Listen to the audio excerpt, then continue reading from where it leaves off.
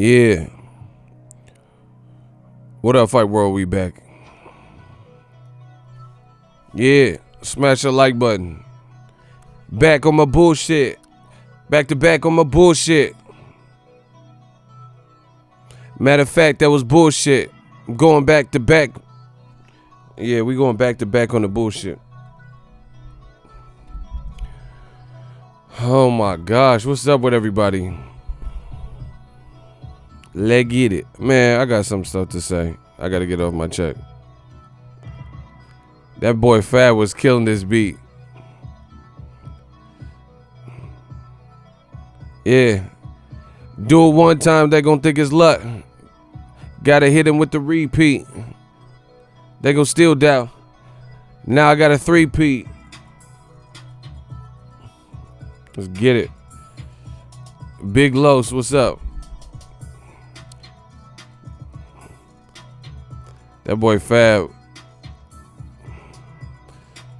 FABO, special like button. We just warming up. I gotta wake up fully. You know, get stream ready. Call me Greek Freak, big bust, little. What'd he say? Call me Greek Freak, big bust, little bitch. Paid in full, little ace, little man. He was killing. You Rico, little case, you a snitch. Not from Chicago, but too shy to speak. Ask where's Waldo, I'm too high to seek. Let's get it. Man, we gotta talk about someone said Dillian White. Man, we gotta talk about this. Yo, what up?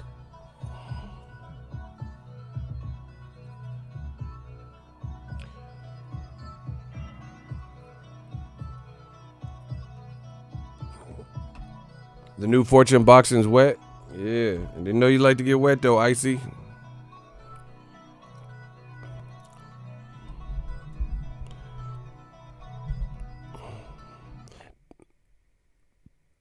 What the hell happened to the beat? Oh my God, hold on. The beat just went off though.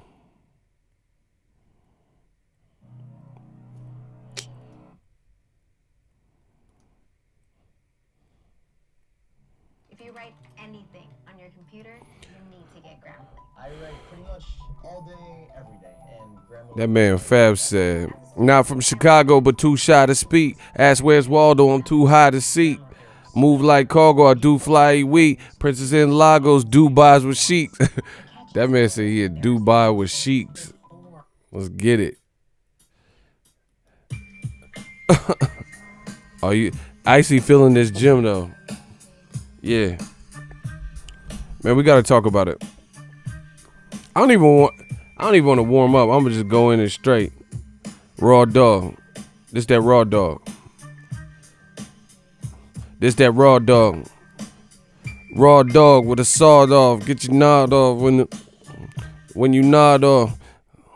Yeah, let's get it. I'm just ready. I'm ready to talk. I got too much to say. Yeah, Fab. That boy Fab was killing, bro. That new mixtape is hard. He said, call me Greek Freak, big buck, little bitch. Pay the fool, little ace, little Mitch. You Rico, little case, you a snitch. Not from Chicago, but too shy to speak. Ask where's Waldo, I'm too high to seek. Move like cargo, I do fly weak. Princess in Lagos, Dubai with sheiks. That boy was, he said, what did he say? He said, anywhere I go, I do vibe with freaks. Told her I'm Drago, you Apollo Creed. He was killing, bro. That boy was killing. I'm ready. That Fab shit got me. I was listening to that earlier. That shit got me ready. That man said, told her I'm Drago, you Apollo Creed. That's fucked up, bro. Apollo Creed got fucked up. How you gonna come out with James Brown and get spilt? Get that spilker? That man said, ha, got the boo on down to do. Living in America. Ha! And got killed. Bro, why they be doing black people in the movies like that, bro? Black people had the worst death in every movie. The motherfucker came out like this was Showtime at the Apollo. Apollo Creed came out like this was Showtime at the Apollo and just gonna die. Black people had the worst death in every movie, bro. I remember I was watching like Jaws 5 and Mario Van Peebles was in it. Man, the shark biting him and he's like falling slowly. Like, damn, why he getting fucked up like that? The shark was eating him piece by piece. He's trying to talk as the shark. Like, damn, he had it. Man, what was that? Remember Deep Blue Sea? Deep Blue Sea with Samuel L. Bro, what the fuck is wrong? Samuel L. Jackson was doing a motivational speech. He's like, yeah, motherfucker, we gonna get off this boat. Get off this shit. Oh. Like, damn. Nah, LL lived in that one. LL lived. Remember that motherfucker was in the oven rapping this shit with an axe trying to get out the oven? My young son's fantasize of borrowing flows till little shorty with the big mouth debate. Bro, that motherfucker. Deepest, bluest, my head is like a shark's fin. Bro, he was in the oven. The sharks, bro, see how they was trying to do? LL was a cook, and he was in the fucking oven, and the shark turned the oven on, and he started cooking. Bro, he the only black to ever live in one of them type of movies, bro. My young son's fantasize of borrowing flows till little shorty with the big mouth, the bank is closed. The symbol on my arms off limits to challenges. You hold a rusty sword, I swing the Excalibur. Stop it. That motherfucker was licking his lips in the oven and shit. Know what I mean? It's Todd Smith, the sweetest apple pie, baby. That motherfucker was the shark was trying to kill him, bro. That motherfucker. Jewels and Cristal got him acting funny style. He ain't watching you, he rather watch his money. Can't protect treasures when it's in the glass house. Soon as he turn the corner, I'ma turn it south, food blow. Frontin' in the 6 with the chrome, yo, B. That motherfucker was tripping in that oven. Why you leave your honey all alone with me? Oh, he said you ate my bird. He did say that. Why he cooking with a bird? See how they do black people? He said Busta Rhymes was doing black food in Halloween H2O. Right. Bro, that shit was funny. That was just even funny to see Busta Rhymes. That's Busta Rhymes. Like Busta Bus finna fight Michael Myers. I don't know, bro. I just see Busta Rhymes. Like he was good in Higher Learning. Man, my knuckles all swollen shit, but Flip Mode is the squad. Like, bro, how you gonna fight? How you finna fight Michael Myers? All I see is Busta Bus. And I felt like I gotta get away. You can never stop me. I could be a little guy. Every time I gotta get it. I don't know, bro. I still see Busta, bro. Baby, just tell me just how you feel. We living it and just giving it to you real, baby. Come on. Every time we're crossing the borderline, we're giving it to you, making you feel fine. Turn the heat up, bro. Like, I just see that it's hard. Some people you just see who you see. You know what I'm saying? Making you people just want to bounce and get busy and get like I just see Busta Rhymes, Michael Myers listening to the rap and shit. Busta could spit though. I said making your people just want to bounce and get busy because you know that we always hit you off. Would you say you wonder why you fell in the fall? I make sure bro. I like that old Bus. That motherfucker be all in the camera. Like, that motherfucker would jump right in the fisheye camera. I make sure everything we make raw. That boy said, what did Busta Rhymes say in his album? He said, I run up in your spot like my name was Search Warrants. That shit was hard, bro. He said, I'm gonna run up in your spot like my name was Search Warrants. Yeah, shout out to Busta Rhymes. Man, we about to Busta Rhymes in this boxing shit. And we about to run up in your spot like my name was Search Warrant. That shit was weird seeing Busta Rhymes with Michael Myers. Real talk, word of mother, beat a gutter brother. Back with another banger to set out the summer. Better get up and come around, cause the way I should've be clogging up the point. He was killing, bro. He said, round, cause the way I should've be clogging up the toilet, you probably should call him over. You nigga get up and nigga, you can come around and touch me. I'm saying you should never ever think that you better nigga get it together, been body and shit to mommy, name me Trevor. Bro, let's get it. Dillian White says Luis Ortiz is a bum. He said he trash. He basura. He's like, he no good. Who believes that? Bro, I'm just gonna say it outright. You know, and ain't nobody doing it like me in boxing. We the realest. In my opinion, this is just my opinion. I think there's a lot of negative energy in British boxing that is making boxing not so fun. And you know, I don't want to relegate it to all British fighters, because most of them that I could think of are surrounding Eddie Hearn. But there's way too much, like, it's just a weird, you know, it's not even, like, Eddie Hearn is bringing, like, a bad vibe. You know the vibe. Does anyone else feel that? It's like Eddie Hearn. Like, Frank Warren will be doing this. It's Eddie Hearn, bro. Eddie Hearn got, like, Tyson Fury too, but definitely Eddie Hearn fighters, bro. It's just like some of these British fighters, it's just like they're saying stuff and I'm like, it don't even sound halfway believable. Real talk. From my perspective, it don't even feel like realistic. And that's what I'm saying. This gotta end. This gotta end. We gotta get back to some real boxing talk where people is talking sense, where it makes sense. Like, people are just saying whatever. People just keep saying whatever, like no substance behind it. It's just like a legion of casuals. I don't want that in my sport, bro. I'm good off that, because it's like, it's a bunch of people that ain't really talking about boxing or nothing. They're not even, I can't even imagine that you're really a fan of boxing because of what you're saying.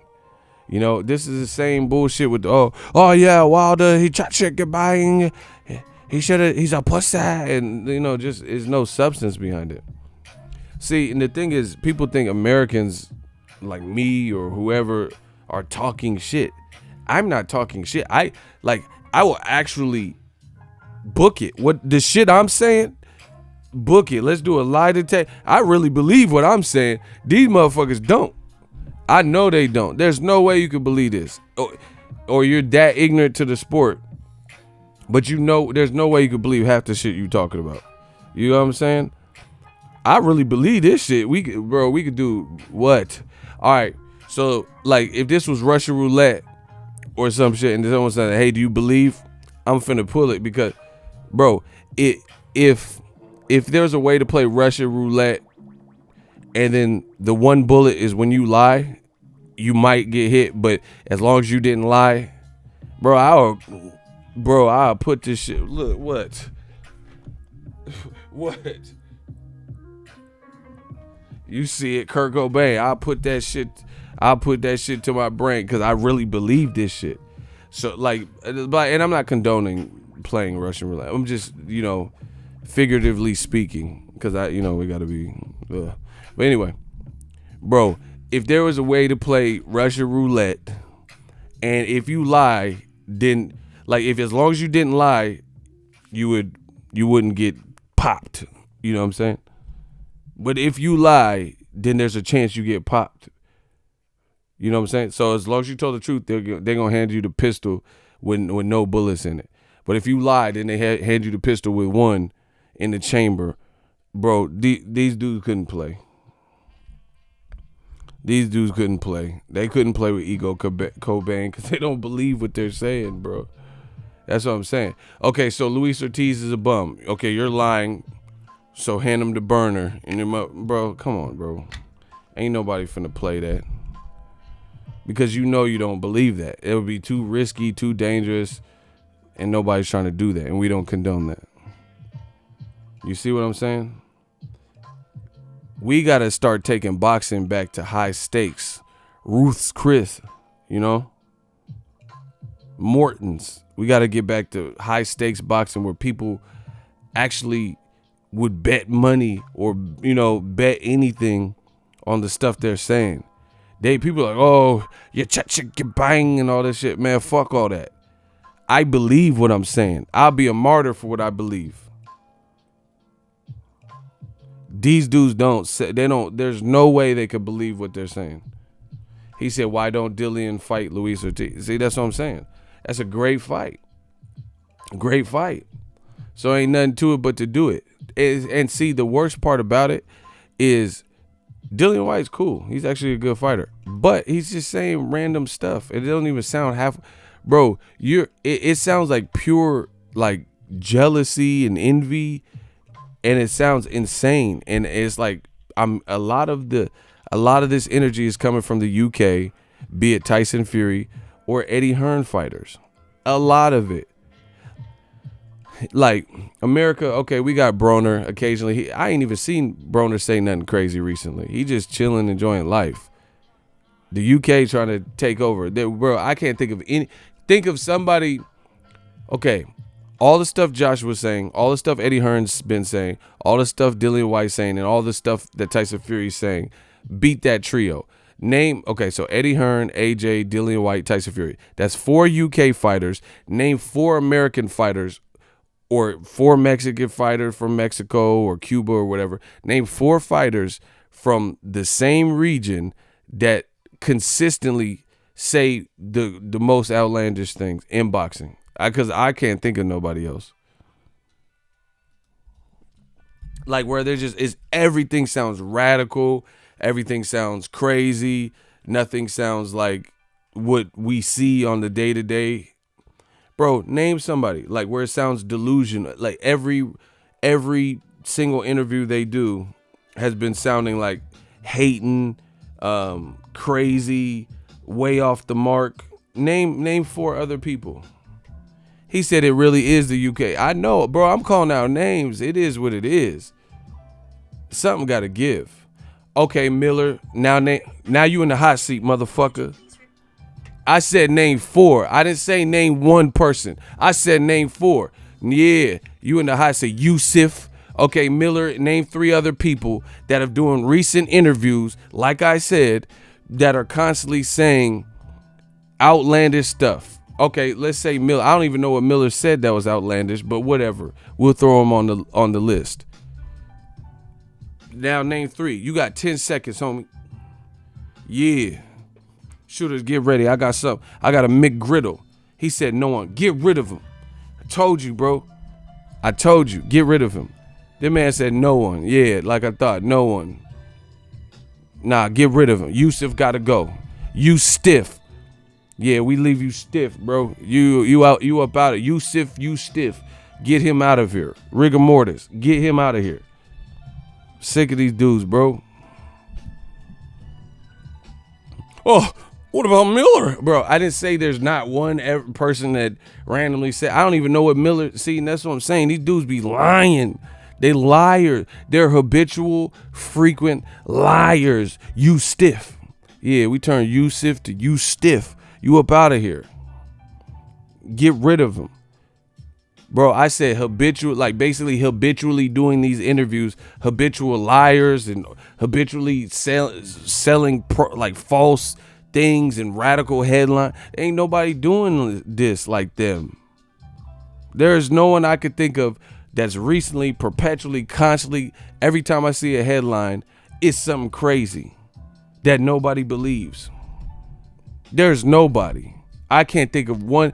I can't think of 4 other people in boxing currently that are constantly doing headlines where every single thing seems weird.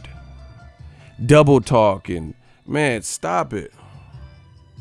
Like I'm good for a little bit of like trash talk and chagrin. Like if Dillian White, he's a fighter. If he believes he'll beat Luis-Ortiz, I don't even mind that. Okay, whatever. You think you could beat him? I would pick Luis-Ortiz. But I'm not even mad at that because that's just, you're supposed to think you the best or whatever. That's cool. But when you call a man a bum, I mean, this is something, we talking about different stuff. Like, what are we really talking about? Like, and it don't even sound at this point halfway, but like I said, it don't sound halfway believable. It's like, it sounds so too radical. It's too radical. Look, Boxing News 24. White trashes Wilder and Ortiz. And it doesn't even sound realistic. It says Dillian White doesn't want to wait until 2021 for Wilder. Hold on, let me get to the Luis Ortiz part. White is unhappy Wilder received credit for stopping Ortiz. Quote, name me 4 guys that Luis Ortiz has fought just off the top of your head. Bro, that's the see, listen. And this is the thing. You got a UK fighter in UK media who Eddie Hearn tells you he pays for their like accommodations, right? And then Dillian White is saying this to people we know. Eddie Hearn, his own mouth, says he pays for, basically little bribes and stuff, and gives them hotel accommodations and things like that. And then he's asking, just listen to this. Eddie Hearn, because he likes to talk, has admitted to paying for the hotel accommodations and travel expenses, whatever, of certain media. Then the media asks Dillian a question, and he poses a question to the media. I mean, why would I expect them to answer the question or defend the other opposing side if Eddie Hearn, out his own mouth, revealed that he pays for their travel expenses? No one's going to want to, in that type of position, no one's going to probably want to burn their bridges or get cut off the gravy train. So they're just not going to say anything, most likely. So once again, from Eddie Hearn talking too much, now it doesn't even sound believable. If you would have never told us, because you can't take failure, you can't take the criticism, if you never told us you were paying for certain people's and spelled out a few of the people, bro, this man is so pompous. He told you he was paying for it, and he gave you examples of people he's paying for, right? That's their business. I don't care. I get money regardless. I don't care. I don't need another man to pay for my hotel room. I ain't no whore. Like, you know what I'm saying? I don't need somebody to take care of me. I ain't no side piece or some shit. I don't need no man. What the fuck? This ain't waiting to excel. Like, I'm just waiting for some dude to, I don't need it. But to each his own. If somebody got to work, it's whatever. But the point I'm making is Eddie Hearn, he's telling you about this. He's telling and bragging and like it's like a spit in the face. Like, he's telling you about it. So I'm supposed to expect, like, when Dillian White is posing these questions, I could easily answer people that Ortiz has beat. Tony Thompson, who destroyed the UK guy, David Price, who is always on a Matchroom card, and just fought Povetkin, and just fought Dave Allen, just fought Derek Chisora. Bro, he fought Tony Thompson and destroyed and knocked him out. He fought Dave Allen, who Dillian White fought. He fought Raz Cujano, who Joseph Parker went the decision 12 rounds with. Dillian White fought Joseph Parker and said Parker better than Luis Ortiz. Luis Ortiz stopped Raz Cujano. And Dillian White's point, he said, oh, but Luis Ortiz has never been a champion. Okay, so let's take a look at it. You've never been a champion either, right? When was Dillian White not no British Commonwealth rainbow belt? I'm talking about a world champion. So what is Dillian White saying? Dillian White says Luis Ortiz never been a champion. You haven't been a champion. What are we talking about? Then he said Joseph Parker and Chisora are better. Okay, Joseph Parker had been a champion, but look how he got the belt from Andy Ruiz, and Andy Ruiz, I thought, won the fight. So it was at least at best controversy.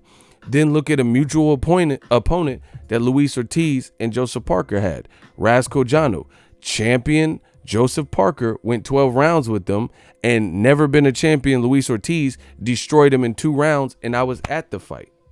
So it's like, this stuff don't even make sense, bro. Dillian White is criticizing Ortiz for never being a champion, but you never been a champion. Dillian White is saying Chisora is better, and Parker is better, but then there's mutual opponents like Parker, when he was a champion, fought Raz Cujano, and Parker struggled with him, didn't look great, went 12 rounds with them. Meanwhile, Luis Ortiz, the guy who's never been a champion, what he calls the fake boogeyman, destroyed him in 2. And I was there. It was on the Mikey Garcia, Robert Easter card at the Staples Center. I went to that fight. And I watched Luis Ortiz destroy the man. That's what I'm saying. This type of stuff only appeals to the what's the name? Casual fans that don't know the sport of the boxing. So they don't know this stuff. So they just like, oh, haha, clever interview, proper banter, and they're saying all this stuff, but they don't know the history of this.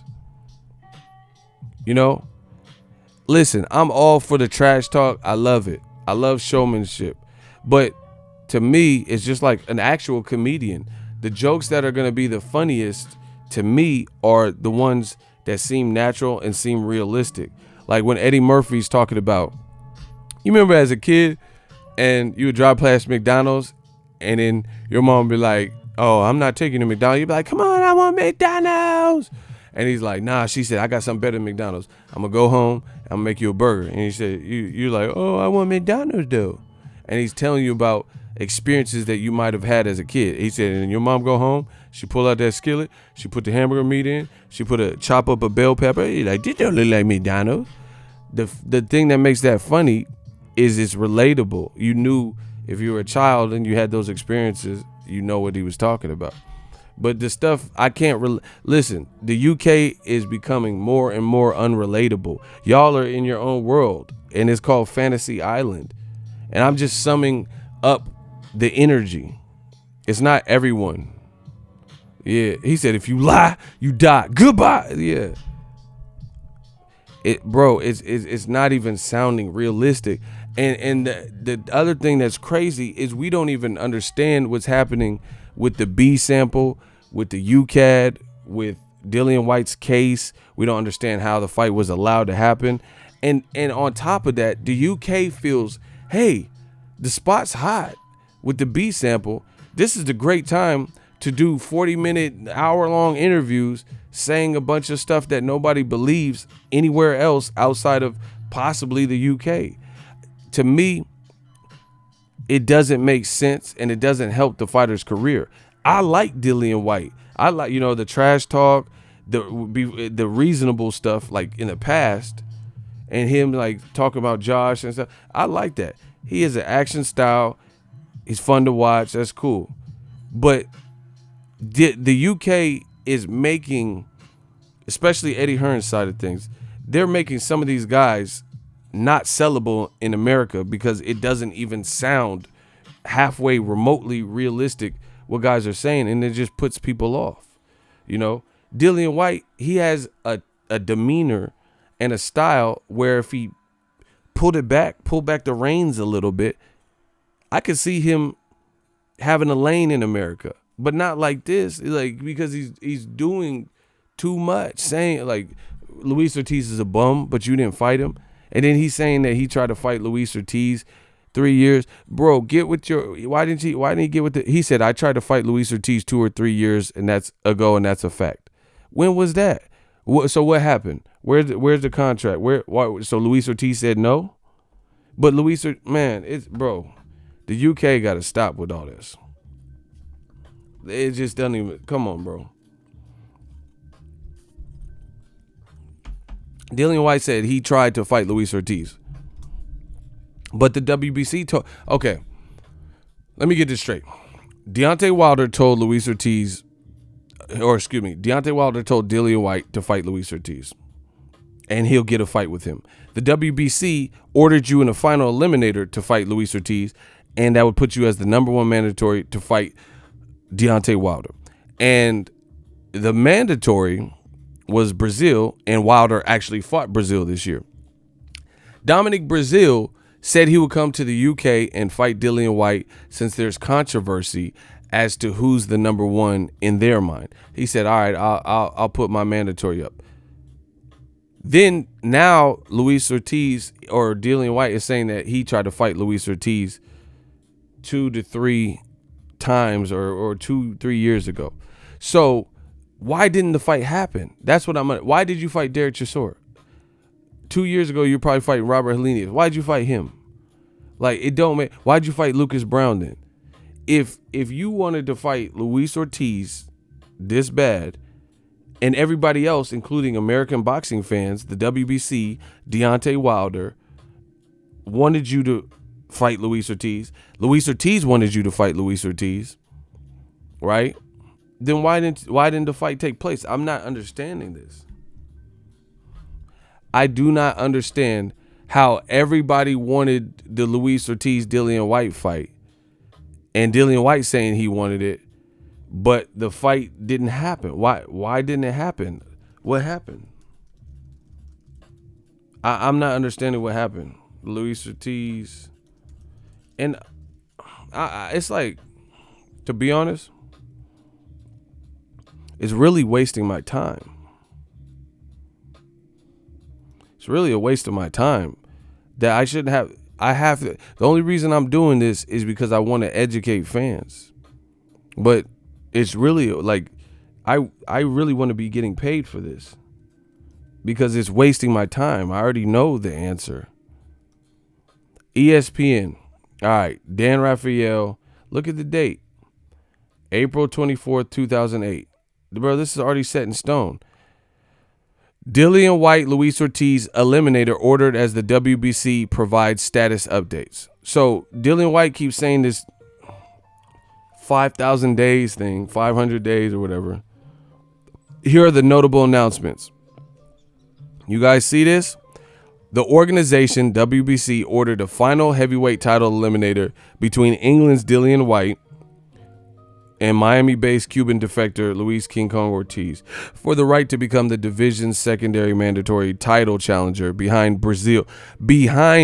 So it was noted that Brazil was the number one who Wilder fought. Dillian White keeps saying he was number one, but this ESPN article from 2018 specified what the WBC said at their convention. The second mandatory challenger, the second, right, to become the division's second. Can you guys read? 1, 2, 3. Do you guys know how to count? Second mandatory. So how does Dan Rayfield know this? And he's writing it, but Eddie Hearn and Dillian White keep saying something else. The second comes after one. The second mandatory. Second, do you guys see this?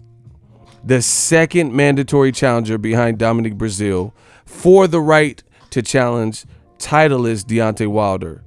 Ortiz is coming off a highly competitive 10th round knockout loss to Wilder March 3rd. So he had already held a good account of himself versus Wilder, as noted in this article. So what are we talking about?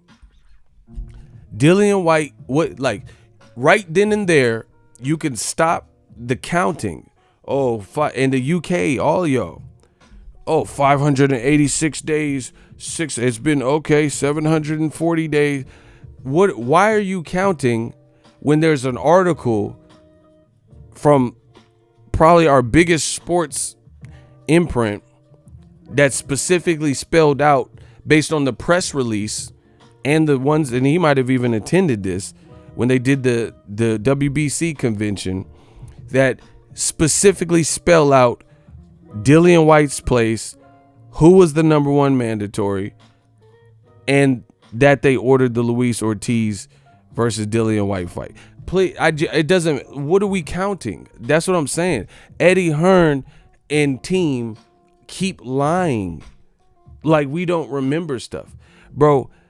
The best thing would be if new media just got in the game. That would be the best thing. Because if I just got in the game, I might not have all this knowledge because I wouldn't have reported about this.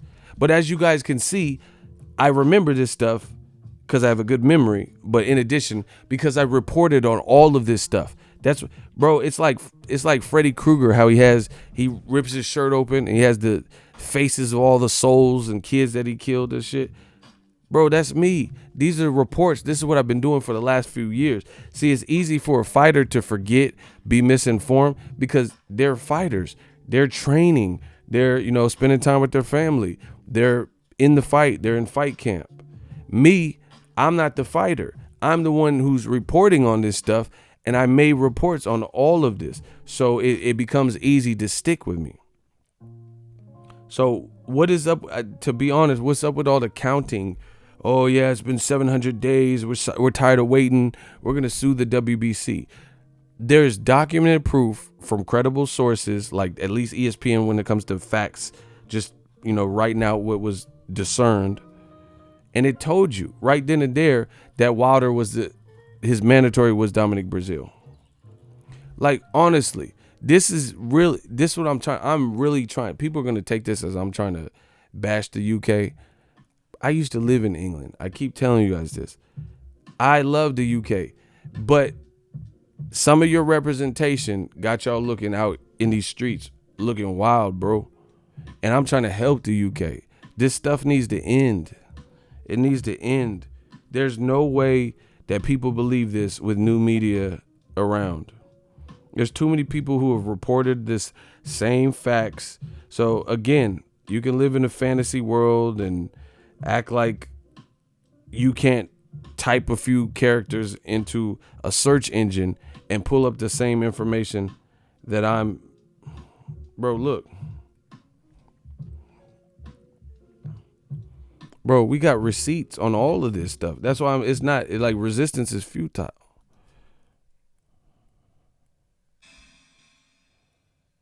Bro.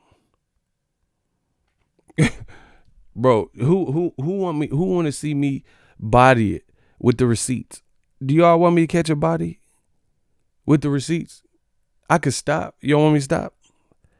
It's whatever the fans want. Sam Vish, he said drop that body. Bro, this is my own work. This how I know it's not bro.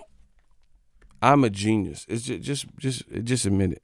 I'm a genius. When this new media stuff started up, I'm a genius because we created a paper trail. That's it.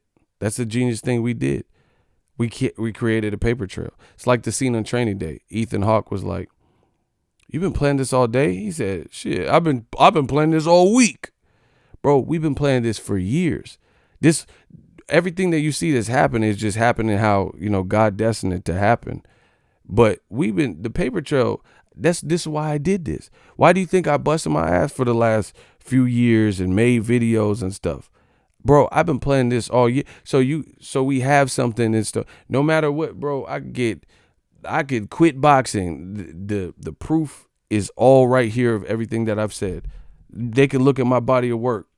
And I could just quit and go to wherever, Canada, and live, and the work speaks for itself. The stuff is already here.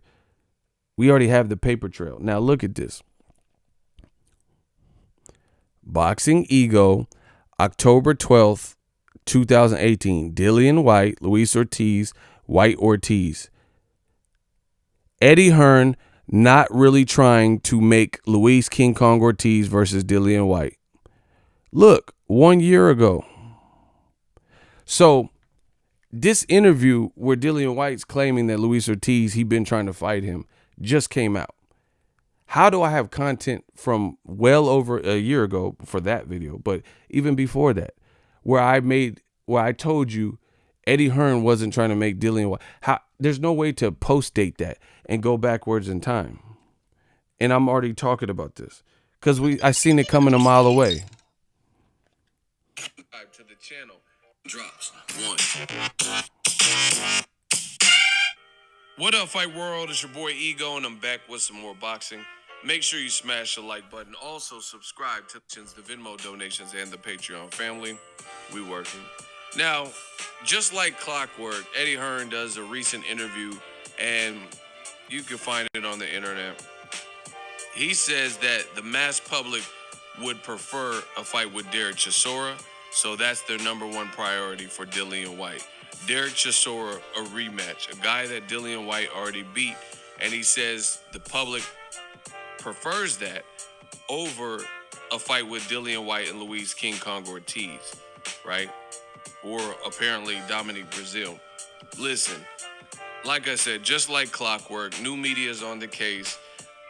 We have Dante's Boxing Nation. He did a poll, so make sure you guys vote in his poll who you would rather see. But I expected this from Team Whyte and Eddie Hearn and Matchroom. I mean, it goes without saying. I know this is an independent fight, whoever Dillian White fights, but it's linked to the heavyweight division, linked to Eddie Hearn, linked to Matchroom, and linked to Anthony Joshua.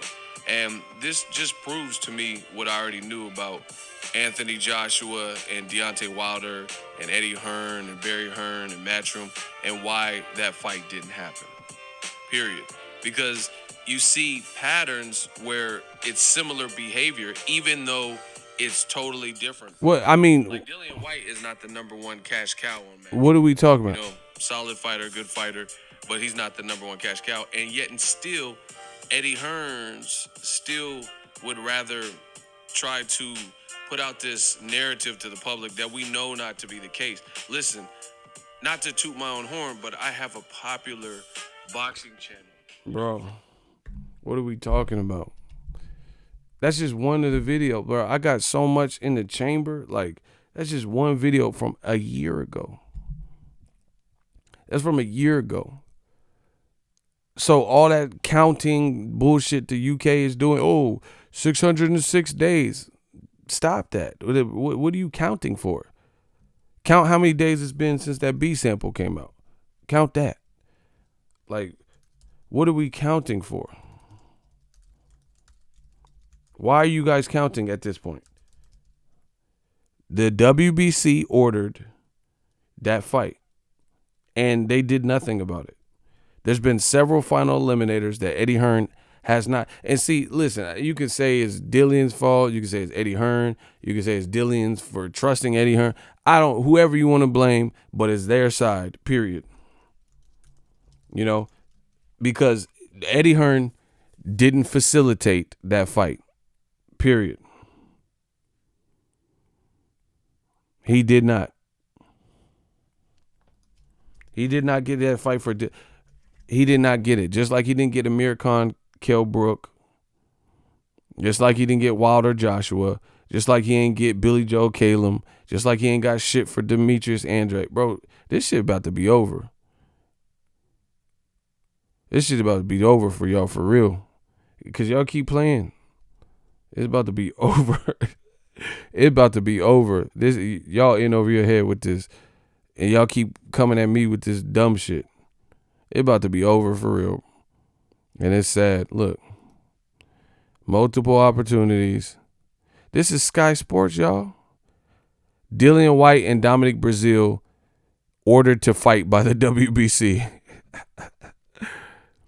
Dillian White and Dominic Breazeale have been ordered to fight by the WBC. Both White and Breazeale have suffered the only defeat of their career to Joshua. The pair failed to agree to terms, blah, blah, blah. Look, this is Dillian White. Y'all must have forgot. This is his tweet. Yeah, boy. Oh, snap. Breaking news from the WBC. The WBC orders interim title in the heavyweight division. And he responded to it. So you could have fought Wilder had you fought Breazeale as well.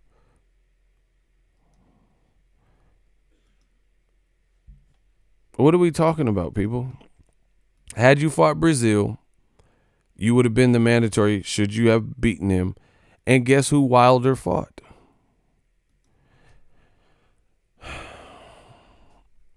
Dominic Breazeale, his mandatory.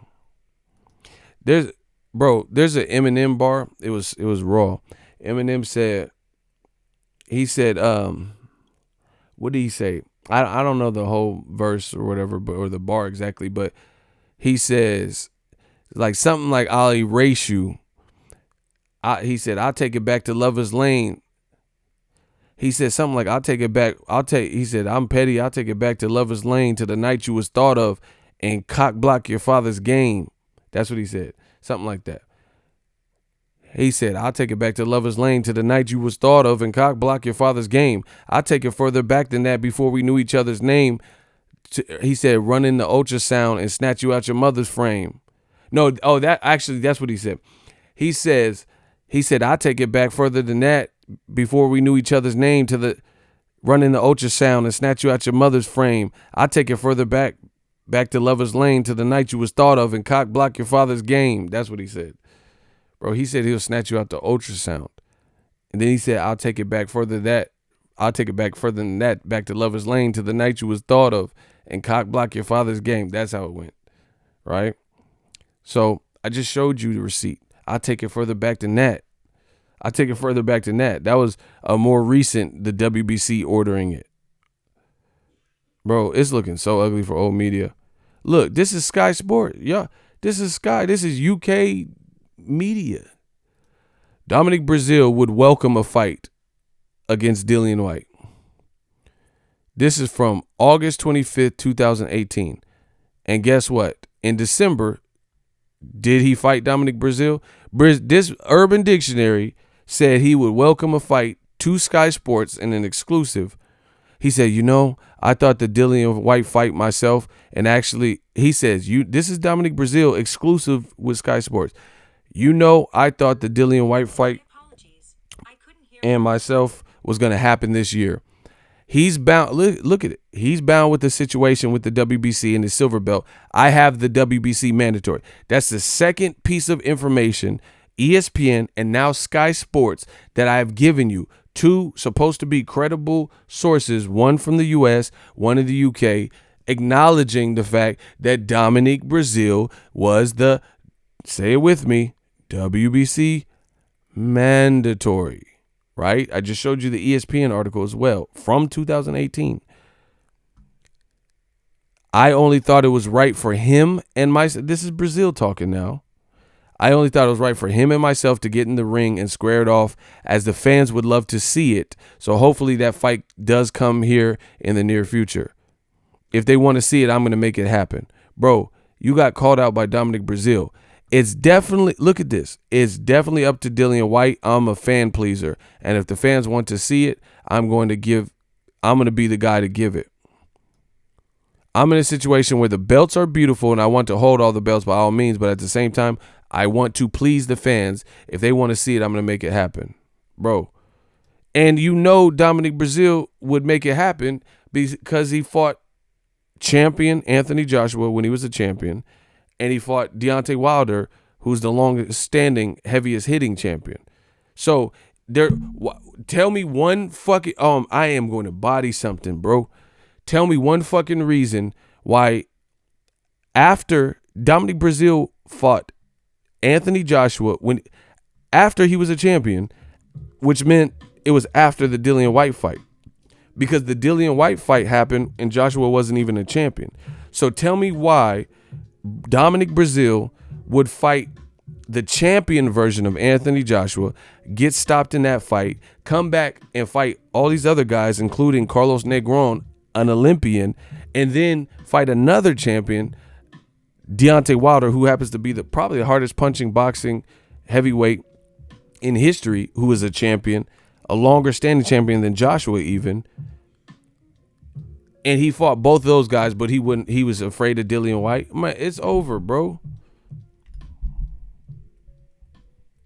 Bro, Icy, don't disturb it like that. Don't, cause bro, I'm slaughtering. There's no time for jokes. I'm catching a body, bro. I'm not even trying to joke with nobody. I don't want people to get distracted with your joke. We got to put this, bro. Enough is enough. We got to put this to rest. We really do, people. Breazeale stepped in there with Anthony Joshua, a champion. Dillian White didn't fight the champion of Joshua. He fought Joshua before he was even a champion. They both were on the come up. He fought a champion in Wilder. Why wouldn't he fight a guy that's never been a champion, who lost to one guy and doesn't hit as hard as the other guy and has never been a champion, bro? It doesn't make sense. So you can't even say, oh, Dominic Breazeale was bluffing. Bro, you guys are trapped. You can't say Dominic Breazeale was bluffing. You can say he would have lost or blah, blah, blah, blah, fight prediction, but it was up to Dillian White to call that bluff. Period. Shout out to LBC, bro. I shove a gun in your grill, greasy and heated, smothered in hot mustard, so when I feed it to you, it's easy to eat it. Facts. Eminem was busting. That shit was hot. Shout out to Mr. Riviera. That man said, I shove a gun in your grill, greasy and heated, smothered in hot mustard. So when I feed it to you, it's easy to eat it. Mailman Mike, Whyte can't talk until he provides a B sample. He already had 2 chances to fight Wilder. Bro, he had more than 2 chances, bro. But I feel you. But ducked Ortiz and chose Chisora over Brazil. Man, come on, bro. It gotta stop. Yeah, Eminem was killing. That man said, what did he say? He said, somebody call the fire department. I've hired an arson to set fire to carpet and burn up your retired apartment. I'm a liar to start with. Hey, he was killing, bro. Bro, that man said, somebody call the fire department. I've hired an arson to set fire to carpet and burn up your retired apartment. I'm a liar to start with. That man was killing. UK got to stop the bullshit, man. Facts. Jumped up, choked a giraffe, snapped his neck and broke it in half. Waging war, went on stage and sprayed cage with Agent Orange and wiped my ass with his page and swords. I'm steaming this year, I'm a demon this year. I ripped Mystical's voice box out and screamed in his ear. It's not an image, bitch. No, he said it's not a gimmick, it's an image, bitch. I live it. Give a damn, I don't know what a damn is to give it. Yeah, bro, he was killing. Bro, I heard one. You gotta listen to the old Eminem. He was on Rap City or something. This motherfucker said, man, I'm trying to think of what hold on. I gotta think of what he said. Cause this shit was so crazy. He said, I'm the rapper with 9 lives that, hold on, it's coming to me. Smash the like button, it's coming to me.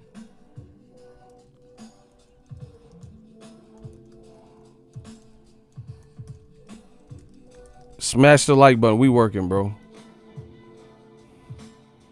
Hold on. Eminem. Oh, I think. Hold on. I got it.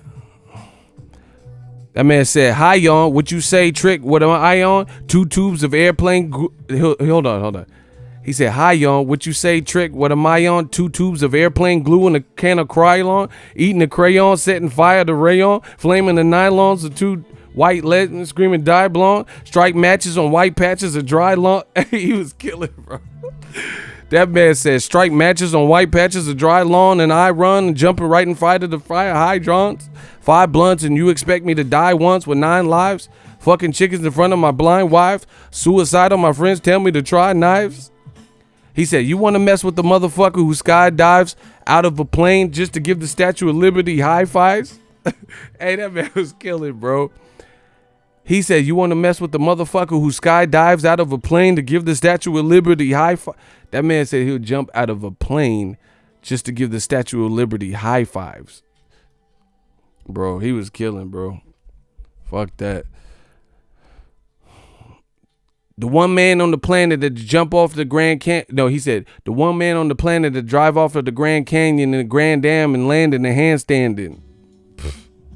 Killed it. Anyway, yeah, bro, the UK got to stop, dog. It's not even remotely funny. It's not cute. It's not proper banter. It's not believable. It's not going to help win fans in America. It don't even sound. Dominic Brazil said he wanted to smoke, didn't get it. Kubrat Pulev was a final eliminator.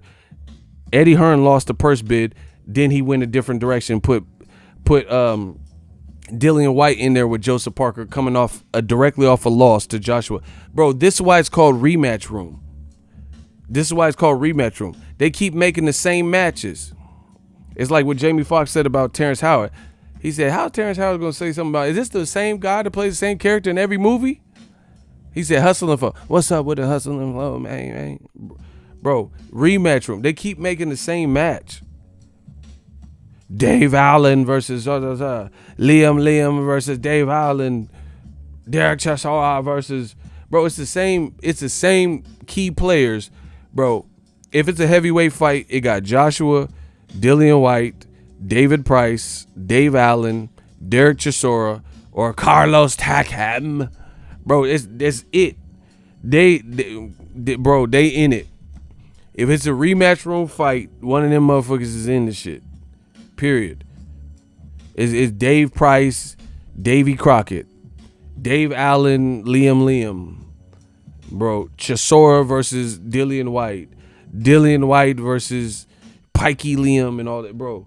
It's the same. It's rematch room, bro. That's why I came up with rematch room. I'm the founding father of that. Oh yeah, they might throw in Povetkin too. That's a good look. Or Parker. Yeah, they'll throw them in there. Yeah, Davy Crockett versus Joseph Parker. Derek Chisora versus Joseph Parker. Oh, he got bit by a spider, so now it's Davy Price. David Price is back in the match. He's back. Commiserate. Bro, stop. I don't know what world the UK is living in boxing. You know, Austin Powers versus David Price and shit. Who throws a shoe? Honestly. Who throws a shoe? That's not your mother. It's a man, baby. Bro, Austin Power got his mojo back and fought fucking David Price if it's a rematch crew. If it's a rematch room fight, heavyweight, that's the card, bro. That's it. Who throws a shoe? Honestly. Bro. I got my, yeah, baby. Bro, that's what it, you know, and at one point you could have added Gerald Miller, Maris Weck, he be in the mix, bro. It's the same dude, bro. Gerald Miller, Maris Weck. What's happening this weekend? Dillian White, Maris Weck. Bro, this man just called the same people. You know how, bro, Eddie Hearn, and not in a good way, is like Martin Scorsese. You know how Martin Scorsese, he keep fucking with Robert De Niro? He keep fucking with Pesci? The Irishman, Robert De Niro, Pesci. Casino, Robert De Niro, Pesci. You know what I'm saying? Goodfellas, Robert, bro. That's what it's like. Or Ryan Coogler, Michael B. Jordan, Creed 1, Michael B. Jordan. Fruitville Station, Ryan Coogler, Michael B. Jordan. All right. Black Panther, Ryan Coogler, Michael B. Jordan. Bro, this is the same thing. Michael B. Jordan and Ryan Coogler, okay, they work together. But that's different because they making movies. You supposed to be making the best fights in boxing. This ain't a movie, dawg. Fruitville Station. Creed. Killmonger. Black Panther. Bro, it's the same guy, bro. Michael Buffer versus David Price. Yeah. That motherfucker doing the announcing and the fighting. Fucking around with rematch room. Let's get ready. The motherfucker taking off his robe, getting ready to shadow box and shit. As he's saying, let's get ready, bro. Yeah, Michael Buffer. Motherfucker, let's get ready to rumble. Motherfucker warming up to be in this fucking card too, bro. Stop playing. It's the same thing, bro. Oh my, I hate Sterling Patterson. He said the UK heavyweights have a group chat in a text message. That's funny. That's funny, bro. He said they group texted. Yeah, you know I'm gonna fight you next. Okay, I look forward to it, bro.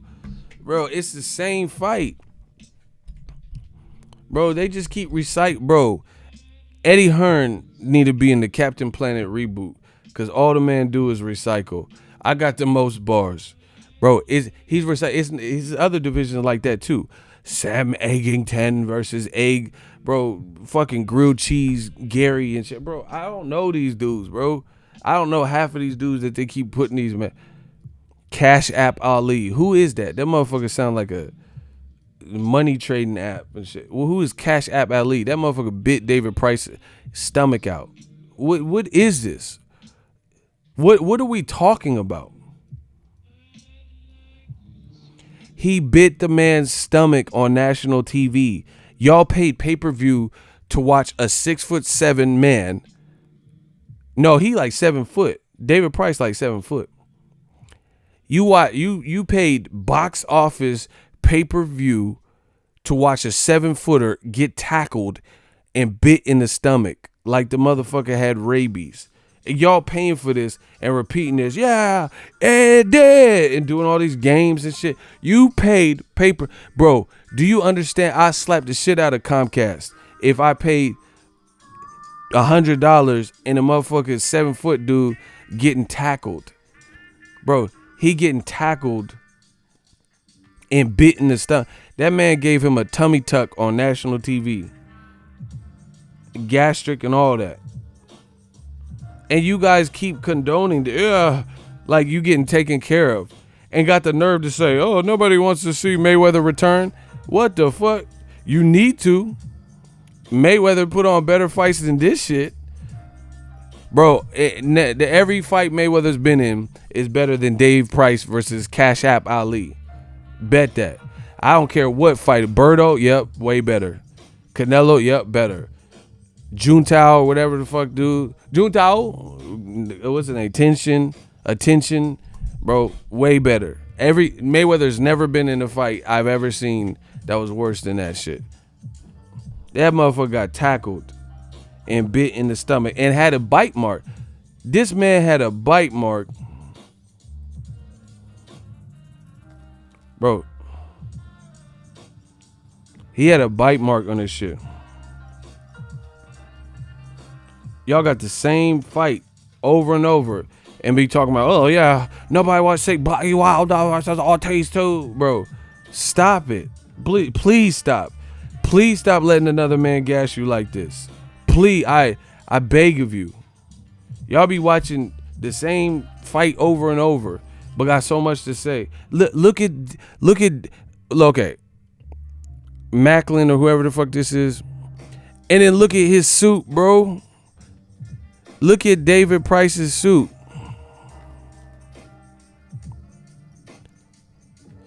He get all the chances in the world, and he wore this suit. Bro, how big is this suit? This motherfucker got a 20X on. He went to Burlington in the 20. You know, hey, because Burlington got that. They got, bro, I'm a big dude, but Burlington got a section, and it'd be like 4X, 5X, 22X. I'm like, who the fuck is wearing this? I'm pretty big, you know what I'm saying, tall, and I ain't the widest dude, but bro, Burlington got a section by the luggage, and they got most sizes. I'm like, who's wearing this? The Hulk? Why would you need a 22X? That's all I need to know. Why, like this is a popular size. Like, I've never even seen regular humans this size anyway. Like, who? It's the Juggernaut, bitch. Who's wearing this? Who wears a 22X? That Burlington needs to have a 22X section.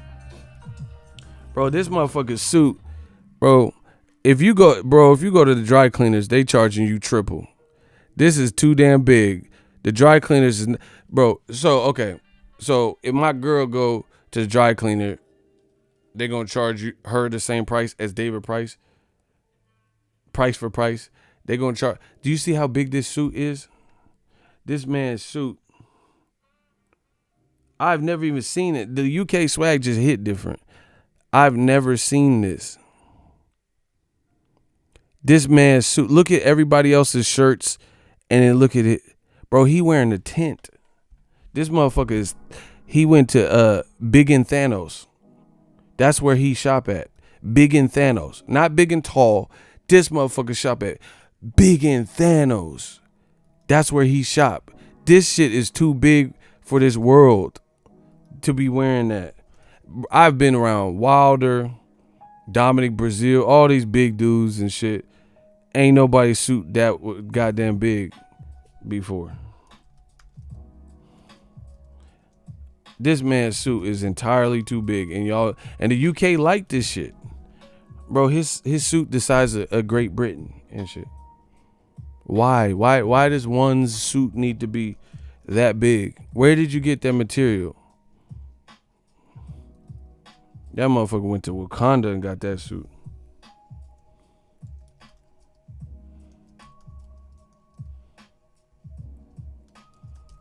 It's crazy. And the UK like that.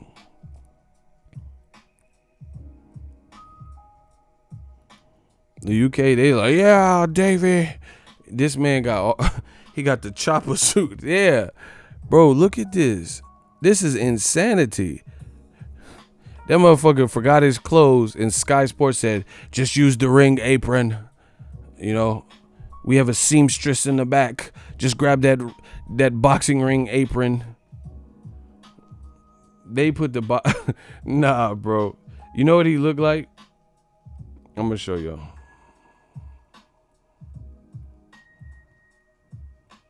I'm gonna show y'all what he looked like. That suit is way too big, bro. Bro, this man looked like Kanye and Lil Pump. This is how he looks to me with that suit, bro. Remember that? Remember this video with Kanye and Lil Pump? That's what y'all like? That Kanye and Pump? That's how the UK get down? Motherfucker. Huh? Kanye to the huh? I said it's Kanye to the huh? Me and Lil Pump, huh? Houseway.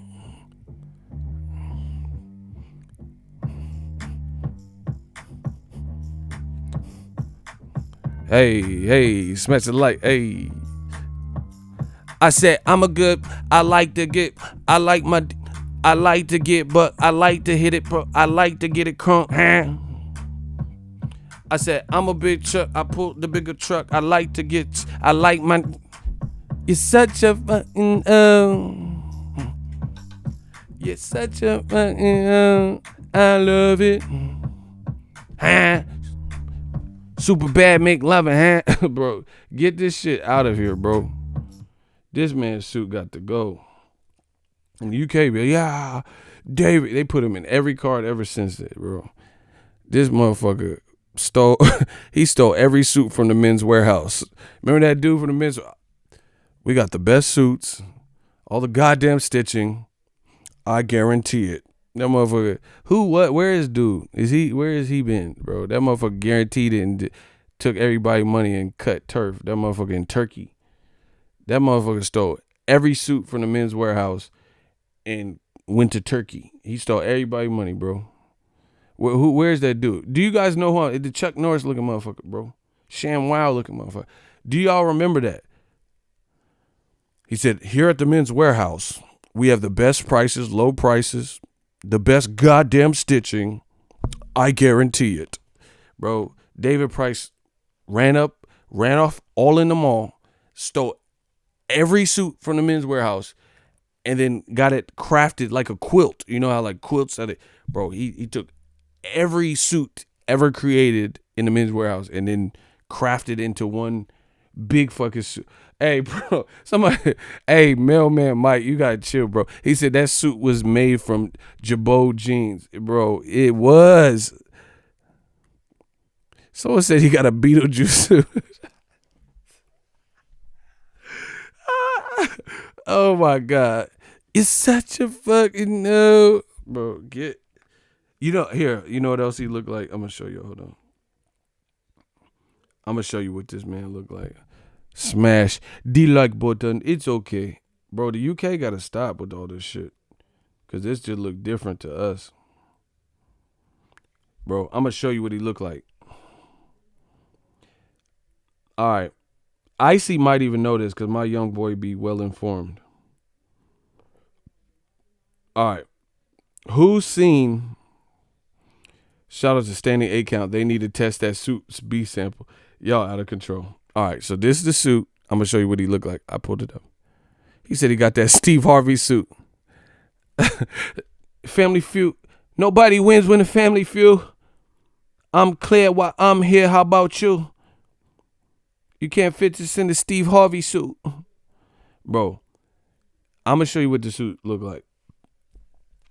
Who has seen, this is a throwback, so all my young boys might not have seen this.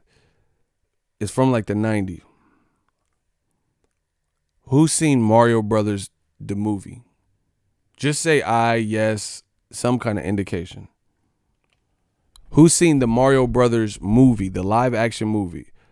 Okay, so I just want to make sure some people can fuck with me now.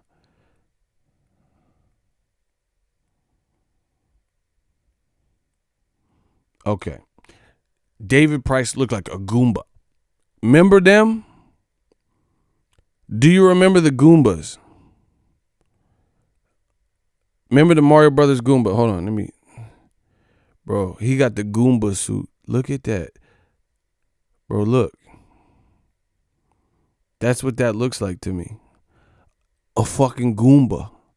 He got the Mario Brothers. Doot, doot, doot. Do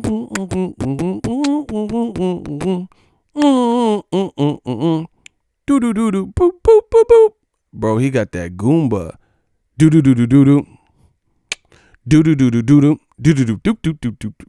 Bro, let me tell you, in my whole childhood, there was nothing scarier than when that Mario Brothers music actually, like, I'm talking about like street shit. I'm talking about nothing that I've witnessed that was scarier than that Mario Brothers music when that shit speed up and you got that fucking stiff ass controller with like 4 buttons and you trying to get through the level and your timer's running out and that music speed up. Bro, that shit. I had an AJ panic attack. That shit was crazy. You motherfucker be playing and that music speed up. You're like, doot, doot, doot, doot, doot, doot, doot. Cause the music is slapping when you just playing regular. You know what I'm saying?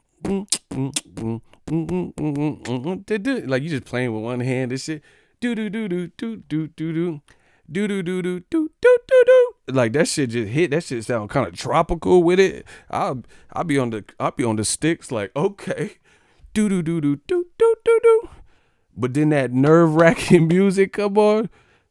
That shit, it instantly hit. The beat just dropped. You boop do boom. Do do do do do do do.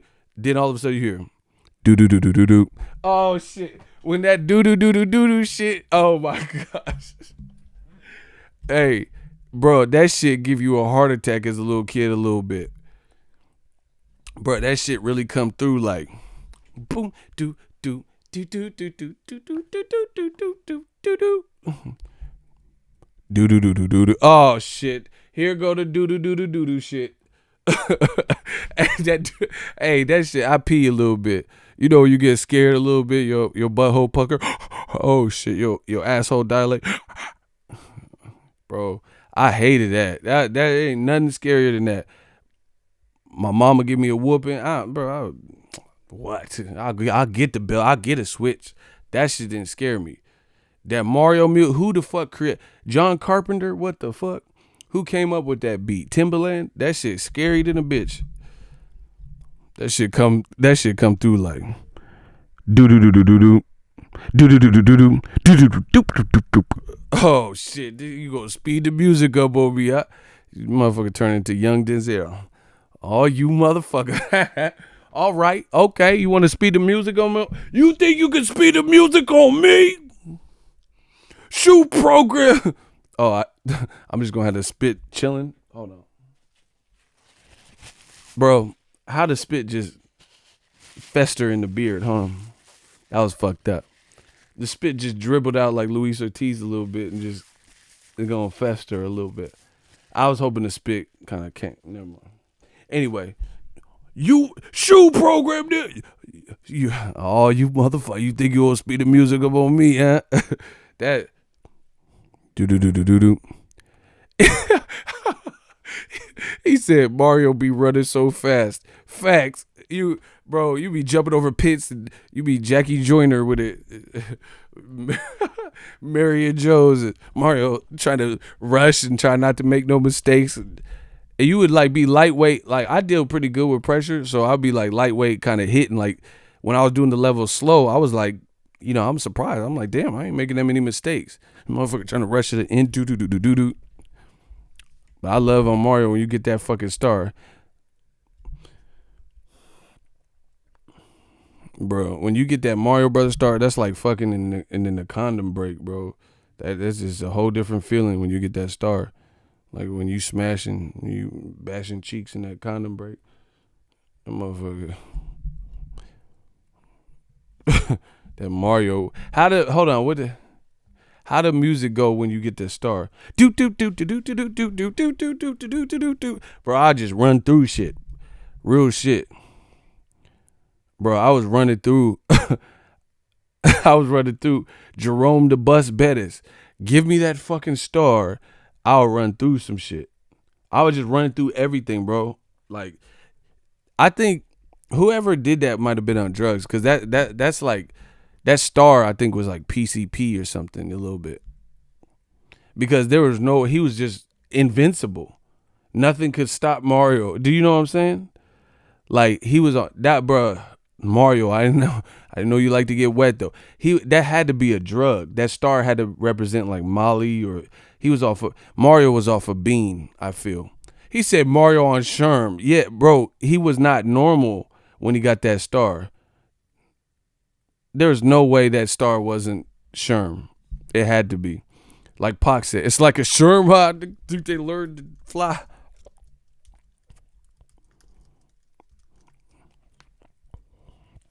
I like that star shit.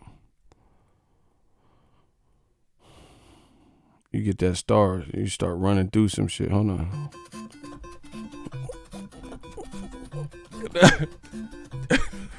He was really killing shit.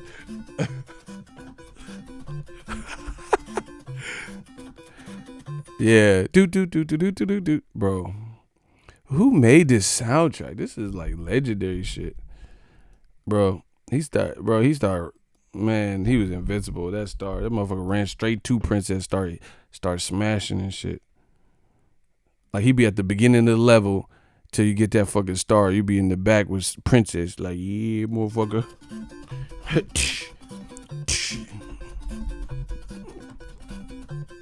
That motherfucker be ready with that star. Y'all know about that star. Bro, New Media must got the star now. We got the juice. We got the glow. Let's get it. Oh my gosh, this stream went left really quick. he said Mario get turned with that star, bro. He was whole nother person. Luigi like, what's gotten into you? It's me, Mario. That motherfucker was off that Molly. Mario off a bean out this bitch. He was really running through shit. Like Jerome Bettis. Motherfucker was on his Junior Seau. Oh my God. Here Icy go. He said he sent the David Price pic. It's going to be some fucked up shit. Hold on. David Price tripping for that suit though. Hold on. Let me see my...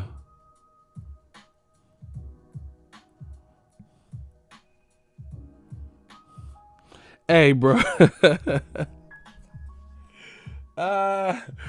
Hey, y'all gotta get some likes up for my boy Icy. That shit's fun. I don't even know what that is. I don't even know how you know to even have found that picture, because I have no idea what that's from. But that is fucking hilarious. Hold on. My dude Icy gotta get some props. He too funny. Get the likes up. All right, so this is David Price suit, right? Which looks ridiculous. Like, you just really trying to be serious with the commentator gig, and we just looking at the suit. Like, we don't even care what you're saying. You're like, yeah, it's a crafty fight and bug out of it, bro. We're not even listening to the comment. We're just looking at the suit. But anyway, this is Icy's rendition. Hey, bro, what the fuck is this even from? Bro, what is this? That really looked like it. Hey, Icy, go to hell, bro. This man is tripping. This dude look like a turtle, a whole tortoise. Bro, what movie is this? What is, bro, Icy, what is wrong with you? Who is that? Steve O? I don't even know who this is, bro. That looked like Steve O to me. What have you done, Icy? Dana Carvey? Who is this? Bro, he looked like he would make YouTube videos that were weird as fuck. That's Curb Your Enthusiasm? Oh, wow. That's Dana Carvey? Okay. Bro, what was he trying to disguise? Like, oh my gosh, bro. Bro, why did he look like Steve O to me? I can't be the only one that sees Steve O. Hold on. Steve O from Jackass. Am I tripping? Hell yeah, dude. Hell yeah, dude. Y'all don't see shades of Steve O? Am I I mean like a fucked up version of Steve O. Not like Steve O after he did a prank and some drugs or something. I don't know. I'm seeing Steve O. I don't know why I keep seeing Steve. I can't stop seeing Steve. That sounds really weird, but we're gonna let that rock.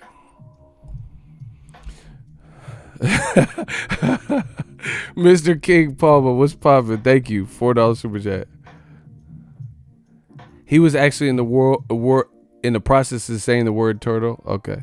Bro, you guys got me talking like Joshua and shit. This stream is, bro, I told you, I got the funniest chat, the funniest people. We got the best streams, the livest.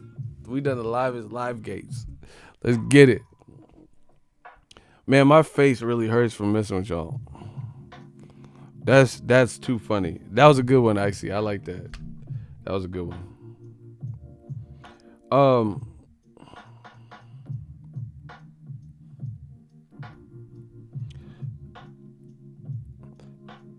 Somebody said Wilder-Ortiz numbers pay-per-view buys land north of 275.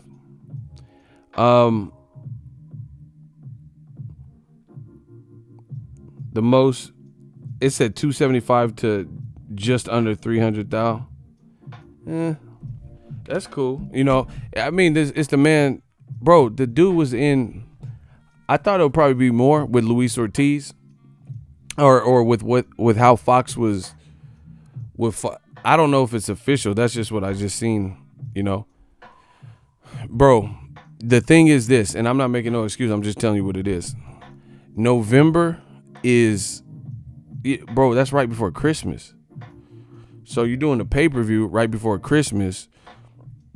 You know, it's going because the same thing was when I got to look it up. I don't remember the number, but when I went to cover Ward Kovalev, the first fight was in November, and I was like, "This is a big fight," and it did something around there, and I was like, "Damn." I thought the numbers for Ward Kovalev would have been a lot better because that was a big fight for the year. You get what I'm saying? That was a big fight for the year. So I think November slightly bad just because of Thanksgiving and the holidays and stuff. Because there's been some great fights in December, and even fights that were in pay-per-view in December. But look at it, Manny Pacquiao versus Juan Manuel Marquez, the fourth fight, I know for a fact happened in December. I won't forget that. I remember watching that Pacquiao knockout. That shit was crazy. That motherfucker jumped right into the right hand. But they had 3 fights to build on that. That's not bad because Wilder, he fought for the first time on Fox, and he was with the opponent that he wasn't with an opponent that could really help him sell outside of like he didn't speak English frequently, and he couldn't really help him sell personality wise. Do you get what I'm saying? For a dance partner. That's just what it is. The other thing is, what was I gonna say? Oh, the first fight did like $1 million or $2 million, something like that on Showtime or regular Showtime. People said, "Oh, nobody wants to see this," so that's a lie because 275. That's really not a bad number. Canelo versus Lara years ago when Canelo's stock was pretty high, because he had already bounced back from the Mayweather loss with the Angulo victory, and he stopped him. So Canelo's stock was pretty high. Canelo did 300,000.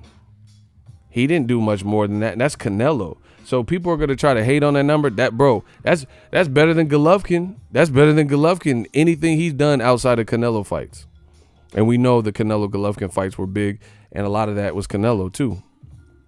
So that's actually I thought it would probably be more, but that's still good. Bro, he just fought a guy he already knocked out and still did 275. Canelo fought Lara years ago before streaming was probably as prevalent, and he did 300 and some change. either way, it's still a listen. Either way, it's still a better. It's still a better. Okay, put it this way: who would you rather be, PBC this year or DAZN?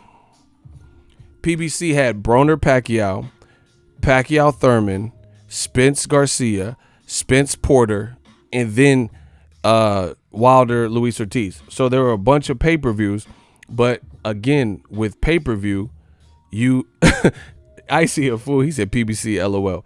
But the thing is, with pay-per-view, you're leaning on the fans and fan bases and the public to support the event.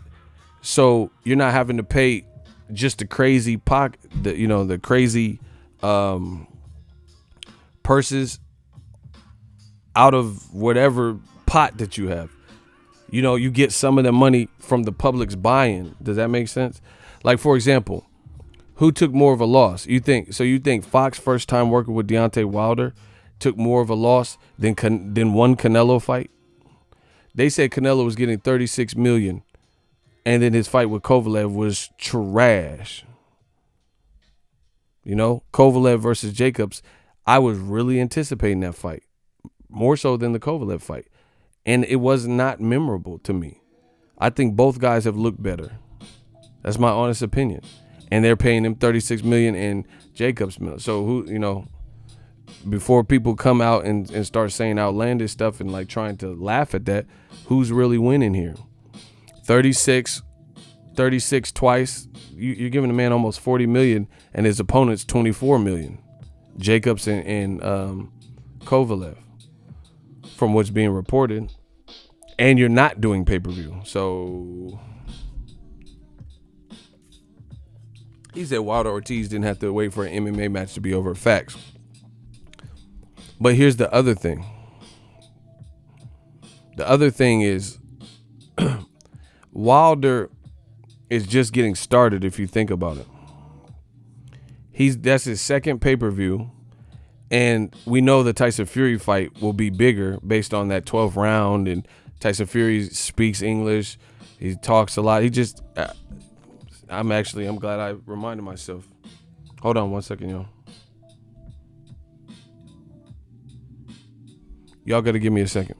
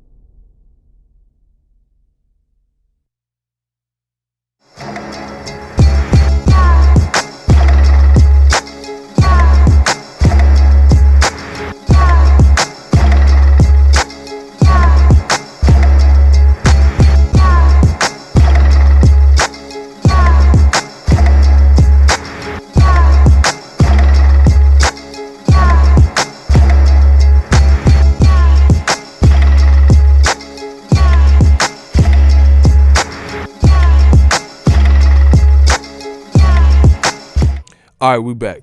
All right, so let's talk. See, listen, new media, let's get it. You see how we talk about everything? We talk about everything, good, bad, the other, the good, the bad, the ugly. We talk about everything. So anyway, Deontay Wilder, the more I think about it, 275, that's not bad. I thought it would be a little bit more. I thought it'd be more, but it's kind of in the range of what I thought. I didn't think it would be, like 900,000 or nothing like that. That would have been cool, but you know, you got to look at the type of fight. Luis Ortiz don't speak English. They already had one fight where the outcome is the month of Thanksgiving. But like I said, either way, that's good. Bro, this is his first fight on Fox. The other thing is you got to look at the variables. Deontay Wilder, Luis Ortiz, they had more animosity before they fought. Do you remember? Remember Luis Ortiz fought Daniel Martz on that PBC card, and Wilder got in the ring, and he's like, I baptized you. I promise you. I gave you the opportunity, and you messed that up. I bless you. And then Luis Ortiz called him a bitch. Do y'all remember that? So the thing that happened, I feel like Wilder, when he fought Ortiz the first time, they put each other through the ringer in a tough fight. They developed a respect for each other. You know, they're both going to try to knock each other's head off, but they respected each other's gangster. So there wasn't really even much of a there was good shoulder programming, and it was like a tense because you were like, damn, Luis Ortiz is looking in good shape.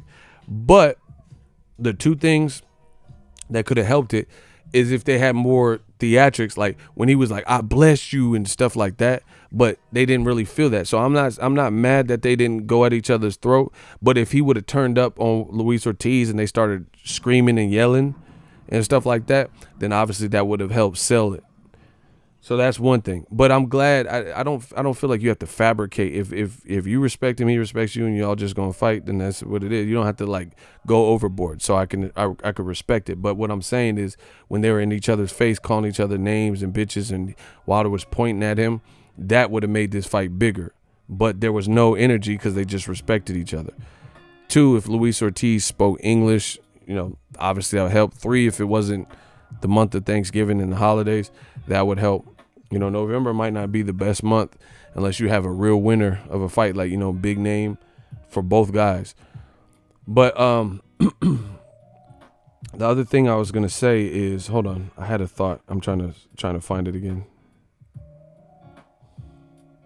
Oh, he said his domestic sales. Oh yeah. So I don't know what it did in the UK and stuff. So that's a good point. Yeah, so he made more money that way. That's a good point. I don't know if it was eligible in Canada and all that. Yeah, so if it's just domestic, then that makes it even better. But I had something else to say, but I can't think of what I was gonna say. I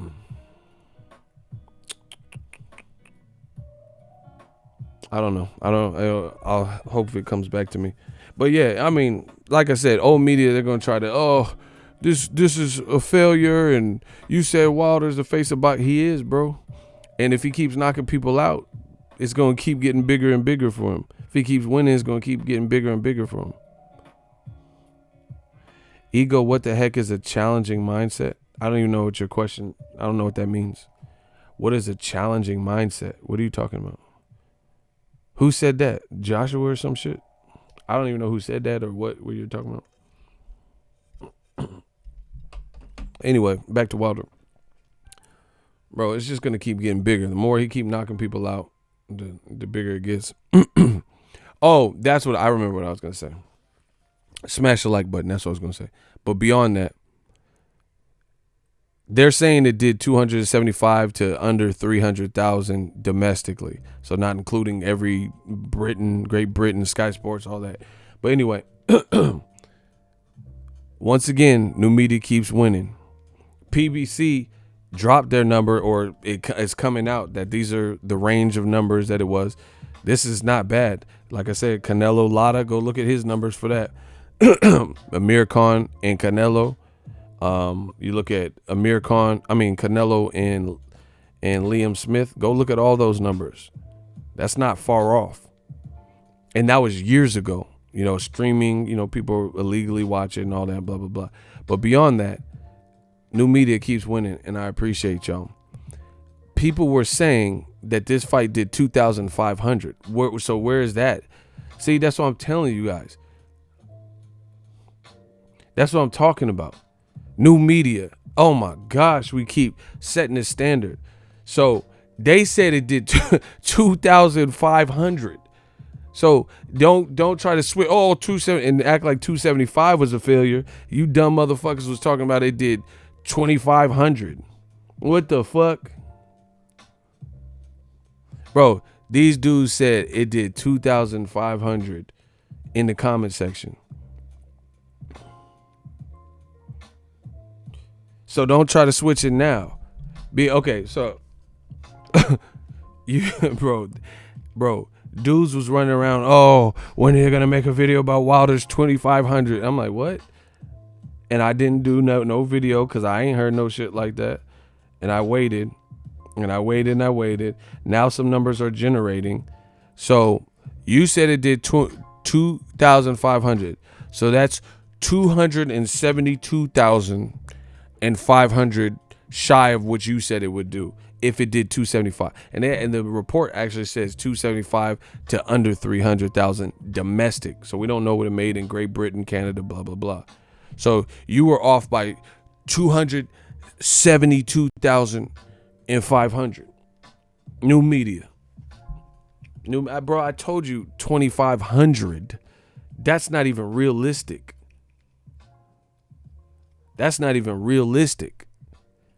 Crawford versus Postal got no promotion and did 50,000. HBO didn't go out of their way to promote that. I don't remember no legendary. I don't even remember the press conference, nothing. I don't remember nothing legendary about that, except for the fight was cool. I went to the fight, and that did 50,000. These motherfuckers in the comments was talking about, oh yeah, your boy Wilder did 2,500. Bro, they be lying. That's what I told you. I don't know when the worldwide number is gonna drop and all that. I don't care, bro. When DAZN gonna see? That's what I'm saying. We got to keep this even. When the DAZN number is gonna drop? At least we hearing something from the PBC, good or bad, or even. We're hearing something from PBC numbers. When one DAZN number, actual number, gonna drop? Not this Canelo Jacobs did 600,000 concurrent. How many individual unique user accounts watched the fight? How many subscribers did you have then versus now? How many did you keep since Canelo Jacobs? Bro, it's a wrap. It's a wrap. It's a wrap. Yeah, because if that report didn't factor in Great Britain, because they ran the fight too, Sky and all that. Bro, if that doesn't even encompass that, then it's a wrap. Wilder's the face of boxing.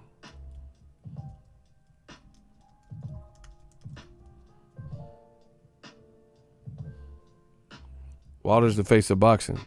Told you.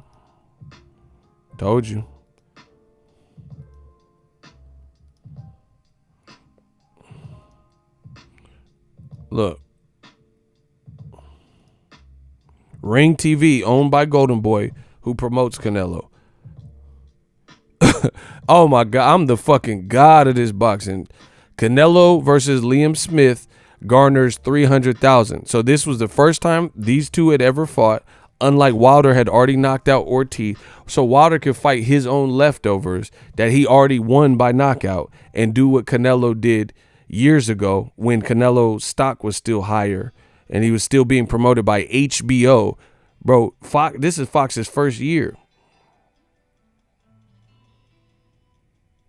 This was Fox's first year.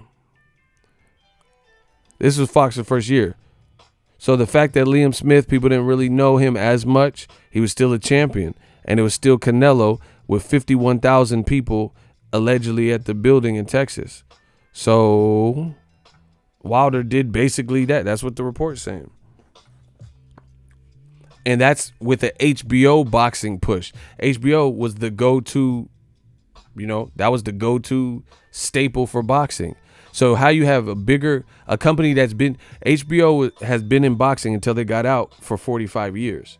So you had a HBO who was like considered the filet mignon of boxing, and Canelo did 50,000. I mean, whatever, 300,000 for the pay-per-views. And Wilder domestically, not including other areas, but in America, they're saying he did 275 to 290 or some shit. Man, the receipts is killing old media. You know, so I can't wait till old media. Bro, they're going to look so... I told you, I'm going to turn these motherfuckers to ash. I'm going to turn them to dust. So before the haters just come out and, oh, he only did 2. Bro, he fought on the month of... He fought on the month of Thanksgiving during the holidays and fought a guy he had already fought and knocked out, which was free the first time, charged you the second time, had a weak undercard. I told you about the undercard. In my opinion, they didn't do him a service by putting that undercard together, and it's probably because it was the end of the year. With all the fighters PBC has, they could have definitely come with a bet, because like Spence Porter had a way better undercard. So imagine if they stocked it, but you know, they're probably just closing their year, weren't expecting too much, you know, and they did it and they ran it. But imagine if they load up the undercard. Imagine if they would have put like, you know, anything, Gervonta on the card or some shit. So that was kind of their bad for not putting all them small fighters, like the lighter weight classes, all in the fight card. And honestly, I told you from the jump, I've been to a lot of cards. I've covered a lot of PBC's cards. I covered their biggest cards too. That was one undercard where, to me, it was like, damn, this is a slow-paced undercard. So that doesn't help, I would imagine, because you're not getting people, like some of the fight, to me, this is my opinion, some of the undercard fights were kind of boring. You know, like it was just like, it was too much of the same thing. Like it wasn't, I don't know, I just wasn't feeling it. Remember I told you, I said, I don't know if it was just me, if it was my mood, but I wasn't really feeling the undercard like that. Like it seemed slow. So, bro, I actually liked that Figueroa shit. I didn't think that was that. I was getting bored in the venue. I'm just telling you. I'm being honest. I wasn't feeling that fight like that. At first it started out, I was like, okay, but it was just too much of the same. Nobody made no adjustments. You know, it just wasn't. To me, the undercard. Leo Santa Cruz didn't even like his performance. Normally, Leo is an action fighter. I just wasn't feeling the undercard. I told you that from the beginning. See how real I keep it? He said you had a headache and Wilder knocked it out of you. Facts. At least y'all are paying attention. Yeah, I did say that. Icy, you wrong. That fight. I want to. Okay, it's me versus Icy. What do y'all think of the Figueroa versus whoever rematch? Rate the fight on a scale of 0 to 10. How much did y'all like that fight? We gonna see if I'm wrong or Icy wrong. Me versus Icy.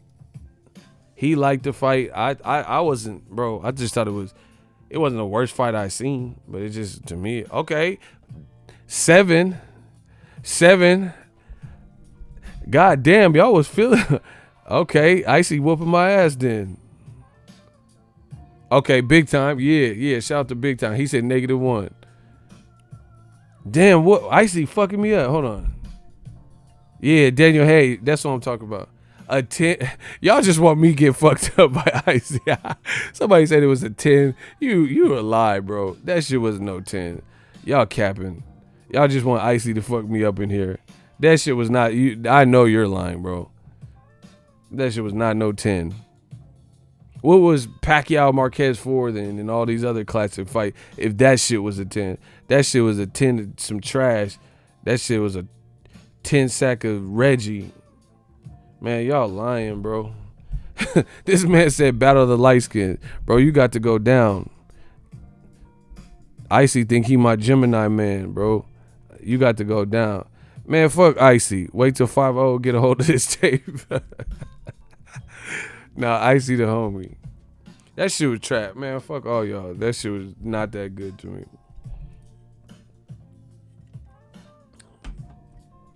I don't care what none of y'all talking about. That undercard was not. That was not the one, bro.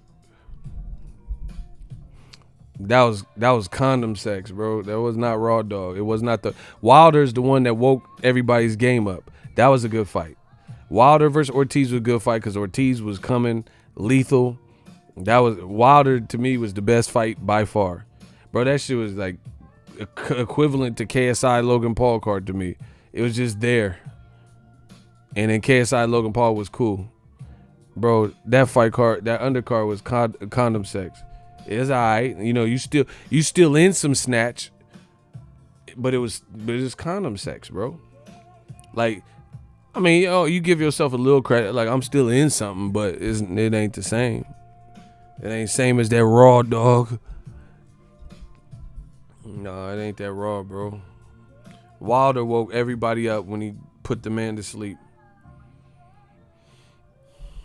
I personally didn't see. Shout out to Cursor. Me and Cursor Cursor know the vibes, bro. He said I didn't really mess with that undercard like that. Listen, not every card you're gonna get everything right. It's just, to me, it's about frequency. How often do you get it right? New media, we don't always get it 100%, but more frequently, our accuracy rating is, forget about it. It's a fucking fugazi. Bro.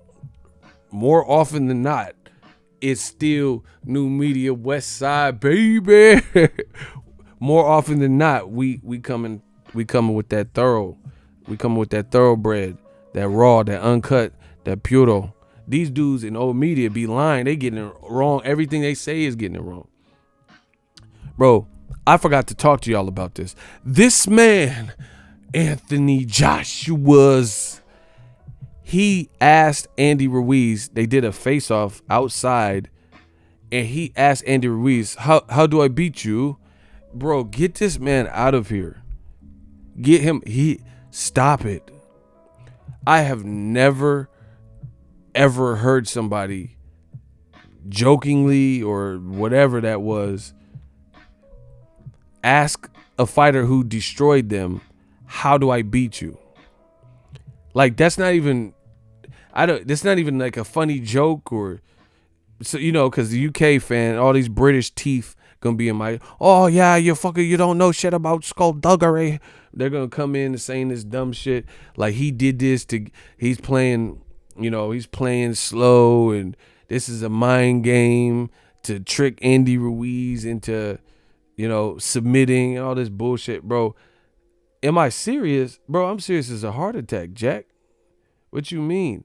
The man, Andy, this is today.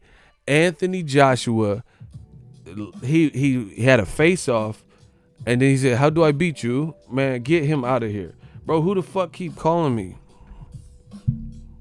He looked, and Andy Ruiz is such a nice guy.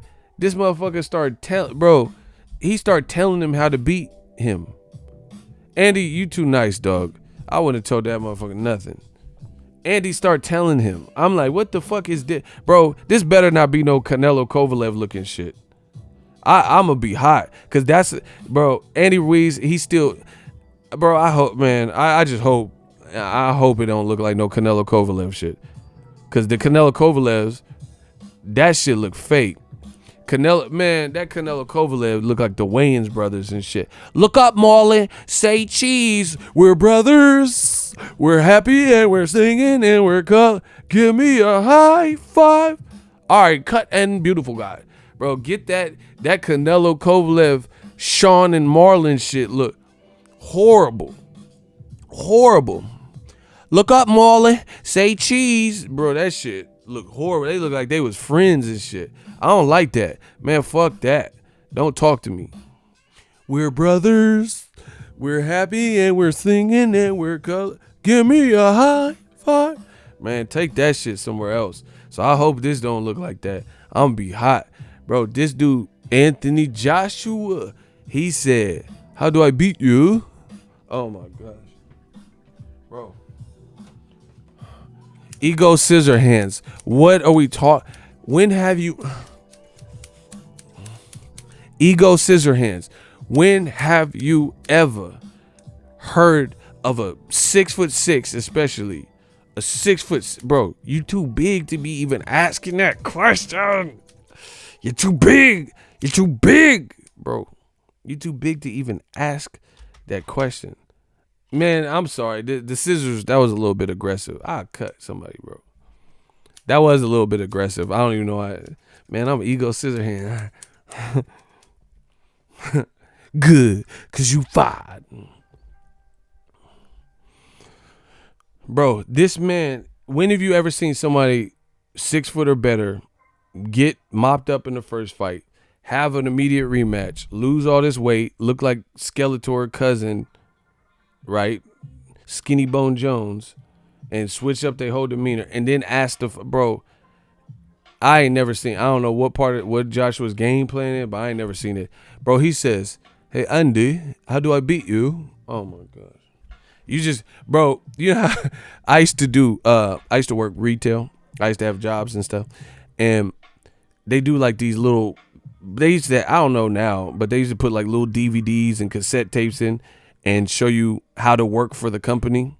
And they had these little videos of how to deal with customers. It should be hella fake, like some Reading Rainbow type shit. And then you'll watch it, and it tells you how to deal with customers. And it's like there's some guy with the Lowe's vest, some actor. He'll be like, so at this point, what you need to do is ask for the sale. And then they'll have 2 other dumbass actors, fucking Scott Baio and, you know, Candace Cameron and shit. And then he'd be like, now that I've interested you in the ceiling fan, would you like me to ring you up at register 6? Bro, get the fuck out, bro. Man, that don't even, that shit, them videos be hella fake. I'll go grab a shopping cart for you and put it in and take you to register 6. Bitch, what? That's not the real world. I'll be mad if I went to a store and they acted like them fucking videos and shit. Can I interest you in a Lowe's credit card? I'll be right back. I'm gonna get a cart for you and put the ceiling fan in the cart for you and open up a Lowe's account for you and meet you at the register. No, the fuck you not. Bro, them customers employee videos were horrible. I used to hate watching them. But anyway, one thing that they teach you in them videos is to ask open-ended questions. Like, how's that weather out there? Good, I hope. What brings you in today? Right? And then they would tell you to ask for the sale. He said the customers always write facts. I hated them videos. They would be so fake looking. But anyway, they would ask you to ask for the sale. Like, don't just assume, ask for the sale. Bro, Joshua watched one of them videos in his robot software upgrade, his software update, and literally asked the man how to beat him. Bro, Joshua he's the prototype. This is Robo Boxer. This is some RoboCop shit. He has been programmed to act this way. He said, "Hey, Andy. Hey, And." Bro, you using slang? You call him nickname? Hey, And. Hey, And, bud. Hey, mate. How do I beat you? Bro, I've never heard no one. And especially look hella big, asking how to beat you.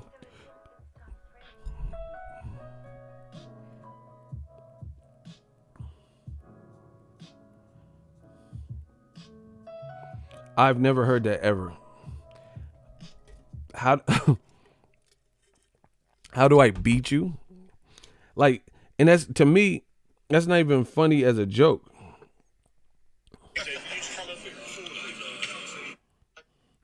And he's smart. Bro, Joshua is peculiar. He's peculiar. I'm not even trying to roast, whatever. He's laughing and shit.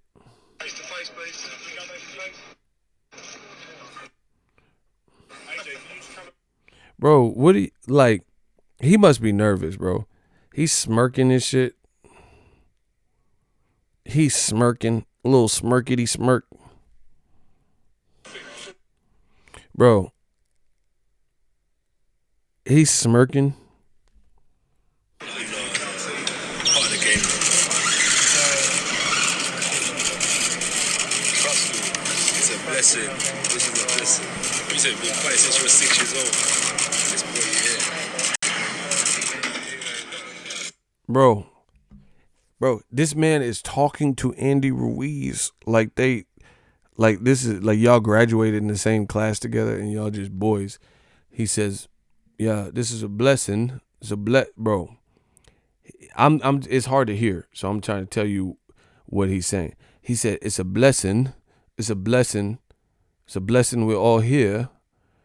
And then he says to Ruiz, you've been boxing since you were 6 and it's put you here. Bro, why are you like boosting him up? The man knocked you out. Why are you saying it's a he said bro, this man is insecure and lacks confidence. There's no other way. He said it's a blessing. It's a blessing. You've been boxing your whole life. You've been boxing since you were 6 and to put you here. Bro, why are you giving him like I know the UK is gonna be like, oh, this is reverse psychology. He's playing tricks with his mind. He's like Scarface. My mind's playing tricks on me. Bro, why is he building, like you basically giving compliments to the guy who stopped you. Fight since you were 6 years old. That's boy you here. Thanks to you as well. Then after a negative situation, we came to positive. He said we have a negative and we turn it into a positive. This motherfucker thinks he's an atom, like a nucleus or an atom, some type of molecule. He said we have a negative, we turn it to a positive. What are you talking about?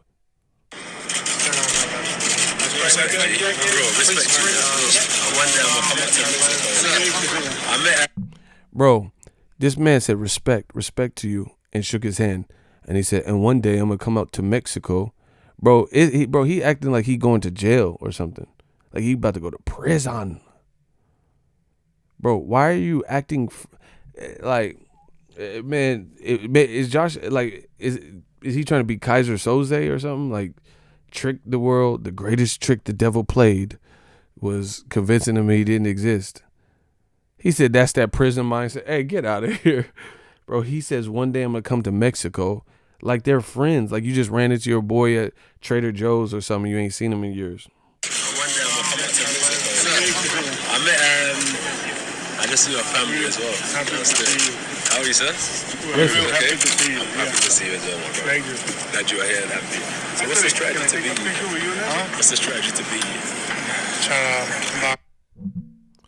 Bro, I don't know what Ruiz, bro. I never want to get hit by Ruiz because I don't know what this man did to this guy.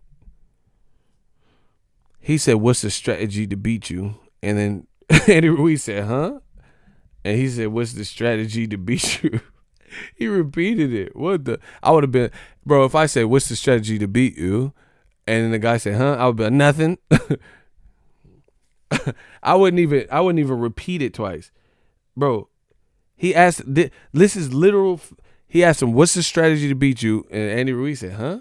And he said, what's the strategy to beat you? And this is his face after. Andy Ruiz is like, what the fuck? You know?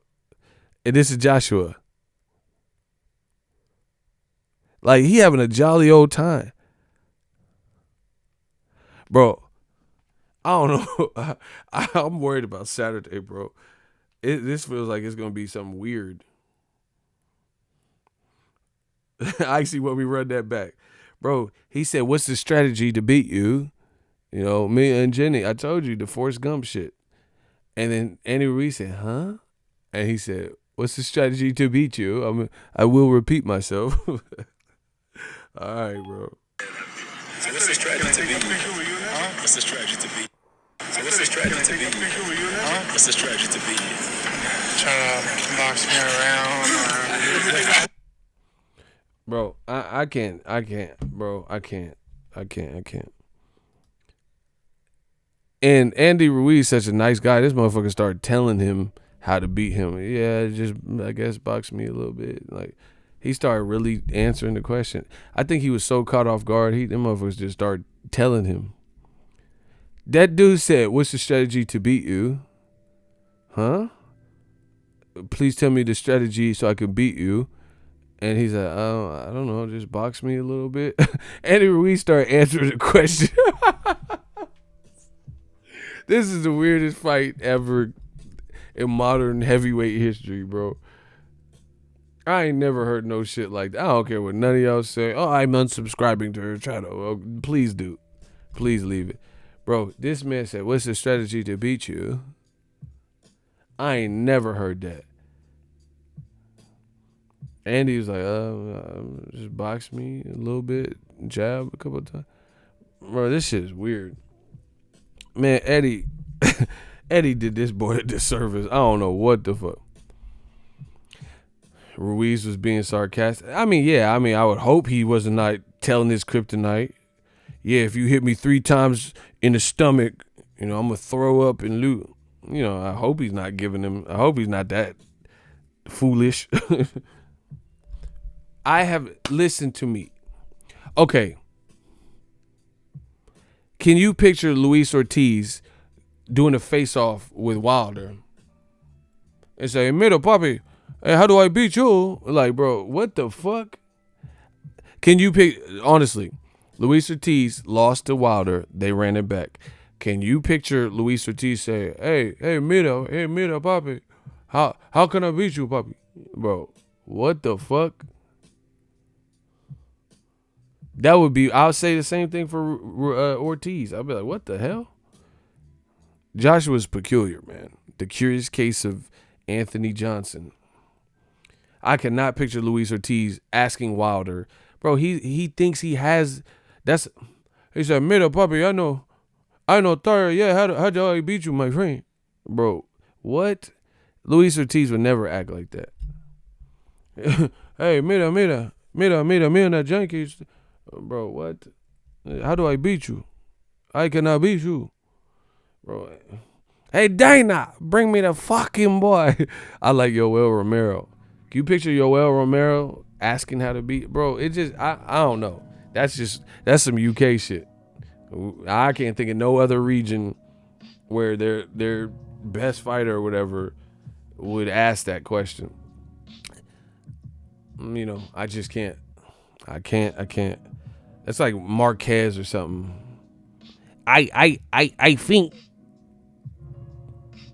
Mayweather. Like, bro, I can't picture Marquez asking Pacquiao how to beat him, or Marquez asking I think my fight with Floyd. Bro, he's not gonna ask Floyd how I can beat you in the rematch. To me, that's like a complete lack of confidence. This might be ugly, bro. If this looked like a real fight, I think it might be ugly. If it looked like this is why it's happening in Saudi Arabia, we don't know, there ain't no commission type shit, if you know what I mean, then I don't know. But if it looked like a standard fight based on all that I've seen, I'm pretty confident in my pick.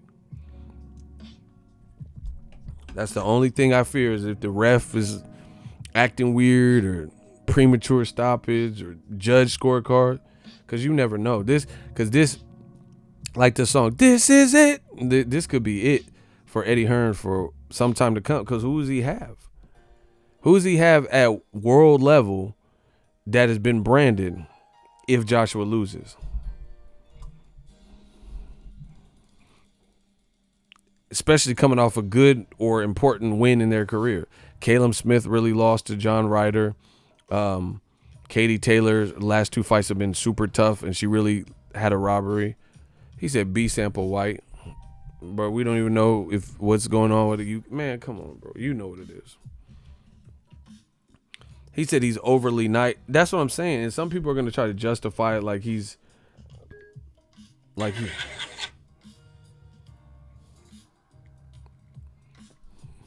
look.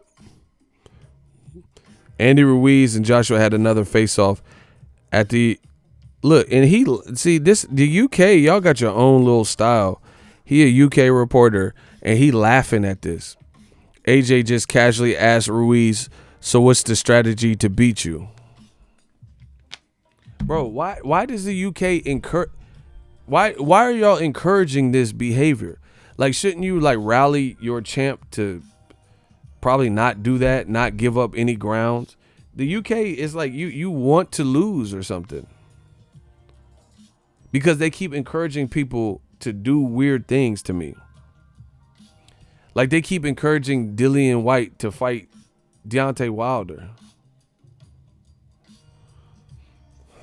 Bro, it's called banter. Man, block this motherfucker. He a rat. Bro, we don't, that's what I'm saying. It's a different culture. It's a different world. We don't look at it as banter. That's what I'm trying to help you guys. He said, it's called banter. Relax. Bro, that's what I'm saying. You guys, this British humor and all this stuff, nobody's looking at it. People are looking at people like food because of what is being done. So that's not a good look for you. If you're fighting another person who understands it, who's from that region, okay, that's one thing. You're not doing that. Okay, so let's say I went to some Native American tribe and they had their own culture and their own customs, and I didn't learn their customs, and I was fighting someone. Let's say they're doing some kind of tribal fight, and I had to fight somebody, and the behavior that I was showing was making me look like food to the Native Americans and giving them confidence. That wouldn't be a good thing, right? Yeah, it's proper banter, mate. Chill out. Okay. But what I'm telling you is this doesn't, who believes this is a good look for Joshua? Like, who believes Andy Ruiz is going to be like, oh, he's my friend? You know, Tyson Fury does this stuff too, like where he's like at the weigh-in joking around and, you know, trying to look taller than he even is and, you know, shrinking so like he's short. But we don't do all that. Dillian White did that to Weck. He's like shrinking down to make it look like he's super short. You guys keep doing it, but it's a fight. Nobody's taking it like that. Nobody's taking it like proper banter. Oh, that's your own humor, but this is a combat sport that's universal. You have to understand that not everyone plays or has a universal type of humor. What you guys think is funny or whatever, somebody else might perceive as weakness. I'm trying to help y'all. You think that's what I'm saying. Wilder, Tyson Fury, all the stuff he's doing, it's not getting under his skin. He don't even understand the disses. You're calling Wilder, this is like me. You're calling Wilder names he don't even know what it means. So it's not offensive. Like, America's pretty forthcoming. Like, if you call an American, hey, you a bitch ass, you know what I'm saying, something like that, that's more direct. That's how America is. But if Tyson Fury is like, oh, he's a proper polywank, chat shit, get bang, your bollocks, you know, it's a bunch of bollocks, mate. You're rubbish. You're rubbish, you. And you're saying this type of stuff, it don't hurt the fighter because they don't even understand what it. He's a proper dasa, ain't you? Yeah, your boy, your dasa boy. Like, nobody's tripping off of that. That's what I'm trying to help y'all. I'm trying to help y'all diss Americans. And y'all like, oh, it's banter. All right. Am I the only one that feels this? Do y'all understand what I'm saying? Or am I crazy? I need to get to the bottom of this because I'm not seeing it. I'm not seeing the logic in it. This man said Joshua don't need, quote, banter right now. He looking at a man who wants to end his shit Saturday, and instead of trying to get in his head, he talking like they about to head to the courts and play 21. That's what I'm saying. Like, I don't see how this been, like, nobody else is Canelo. He don't opponent after opponent play around at the weigh-ins and the face-off. Bro, this man is all business. You get what I'm saying? He's not joking around and bantering. Wilder, he not doing all that. It's like you guys some of the representation, I don't know, man. It looks weird to me. Again, they're different cultures. And I'm noticing, especially with Eddie Hearn, but the UK in general. Dillian White just said the man Luis-Ortiz is a bum. That's by all accounts, that's way too much, especially when you're not fighting him. So you guys are like, oh, he's slagging you off, mate. He slagged you. He's a bloody jokey with the slaggy, mate. Bro, you saying all this stuff, but people are looking at it like, what? What? So that's what I'm saying. That's not, I promise you, if I interview Luis-Ortiz, that's not getting under his skin in a way where he feels threatened. He probably just wants to pulverize Dillian White, and he wants Dillian White to sign the contract. But it's not like it. I really feel like in boxing, I can't say in just in the world, but in boxing, I feel like a lot of the British fighters they are inspired by Americans and they want to be like Americans, but it's a different culture. So they have like a Malibu's Most Wanted type of approach to the rap game. You know what I'm saying? They have a Malibu's Most Wanted type of approach to the trash talk. Does that make sense to you guys? So, like, let's say there's a white rapper and he's inspired by Eminem. Eminem's raw. The 7 different levels, the devil worshiping horses, you know, and then there's Malibu's Most Wanted. Eminem's actually dope. He could fit in. He could rock a track with Jay, you know, get on track with Redman, Method Man, anybody dope, and hold his own. But then you have Malibu's Most Wanted, and he's like trying to be dope and down, but it's just like coming across as like contrived. Like, oh wow.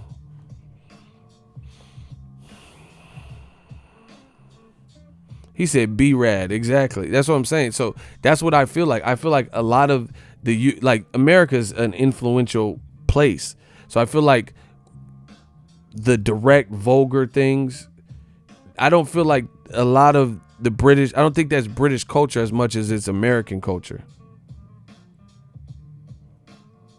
You get what I'm saying? I think by and large, the English culture, nice, peaceful, distinguished, you know, they have proper grammar, you know, so it's different. So then when you have people who are trash talking and kind of inspired by American banter, American, what you guys perceive as trash talk, it doesn't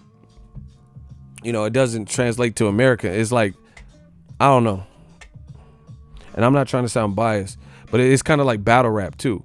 I've heard some of the UK battle rappers and they were spitting, they were saying dope stuff, but the accent and the delivery and the demeanor and how they look and the, you know, the whole thing to me didn't really come across the same as when Tay-Rock says it, when Loaded Luck say it, Murder Mook. Does that make sense to you? It's hard to explain, you know? But when I think battle rap's kind of the same way. I've heard some UK dudes and they were spitting, but it was like the delivery of it and the believability of what they were saying. It was different. And again, we trash talk in America, or the American fighters trash talk, but it actually gets under people's skin. There's only Conor McGregor's like probably in the that's not even technically the UK Crumlin and all that. He got it down pretty pat, and that's why he's the most successful at it. Yeah, Daylight be spitting. Shout out to LA. Shout out to LA. But it just sounds, I don't know. It's hard to explain. But you have to, the trash talk, it don't sound, what Tyson, okay, here, I'll give you an example. See, y'all playing with me. Y'all playing with the kid. To me, it don't sound right.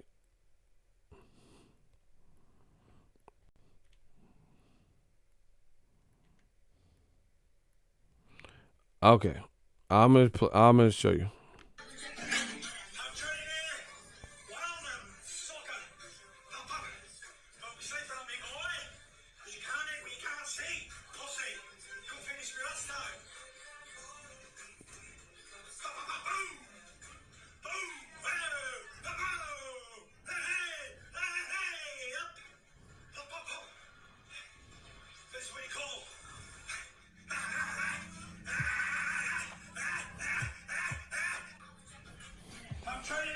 Okay, so that's Tyson Fury. He was looking sweet, just shadow boxing. Bro, that part was dope.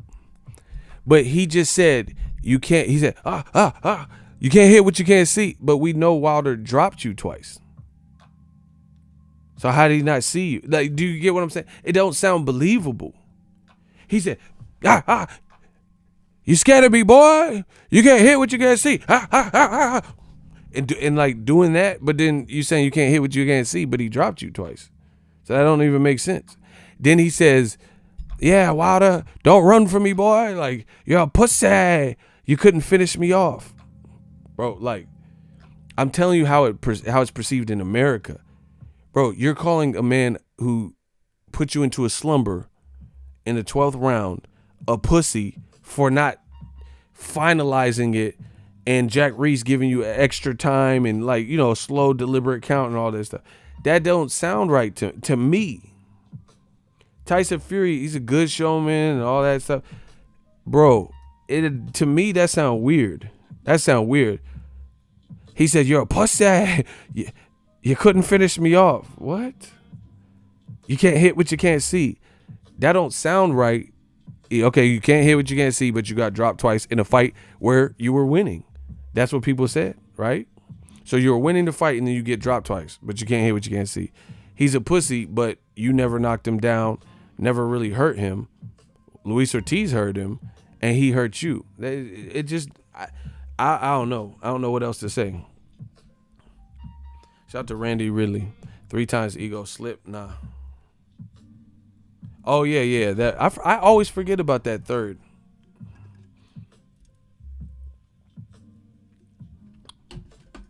It don't sound realistic to me, you know. It's and like I said, I hate to single out UK. Is a great place, you know. Don't get mad when you see me. Let's have a bro. What? It's like sounds diluted. That's just what it. That's no other way to put it. This sounds delusional. What I'm hearing, and a lot of it's Eddie Hearn, particularly. A lot of it is his fighters, bro. And it's just a weird energy that's coming to boxing out of nowhere. All right. So so I'm tripping. Just say I'm tripping. Dillian White just did an interview. Right? You see? White is unhappy that Wilder received credit for stopping Ortiz. Quote, name me 4 guys that Luis Ortiz fought just off of your head, said White. Quote, because Luis Ortiz has fought no one. He's a great Cuban with 400 amateur fights. He had 2 world title fights in his 60s. Again, proper banter, but that's a lie. He's never won a world title. Luis Ortiz, he's garbage. Name me 4 guys that Derek Chisora has fought. And I beat Chisora. He got a way better resume than Luis Ortiz. I knock out Chisora with 1 punch, and no one raves about it. Wilder knocks out Luis Ortiz, some bum, with 1 punch, and everyone raves about it. Oh, his punching power is amazing.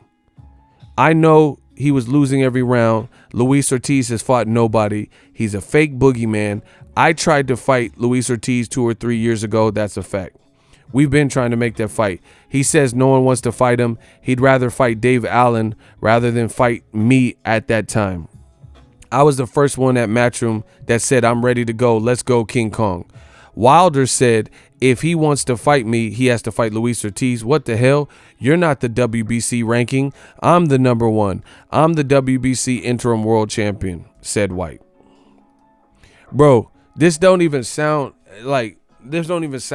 believable. Nothing he said. And the thing is, UK media has to do, in my opinion, to get received worldwide status, a better job of reporting and allowing this type of stuff. Like, it's fine to allow somebody to get their full sentence off, right? But if he said this to me, I would have several questions. It's not, I want to fight Dillian White or some stupid shit the fans is talking about. But I would have a lot of questions about what he just said. Like, here's an example of American journalism, and I'm not going to use myself. Ness from the Boxing Voice, we went to the Wilder versus Brazil fight press conference. Dominic Brazil was saying a lot of radical things about Wilder, and Ness kept asking him, like, oh, you believe Luis Ortiz is he was like almost saying some stuff like this. He said, Luis Ortiz, I mean, who's he beat? Luis Ortiz is nobody.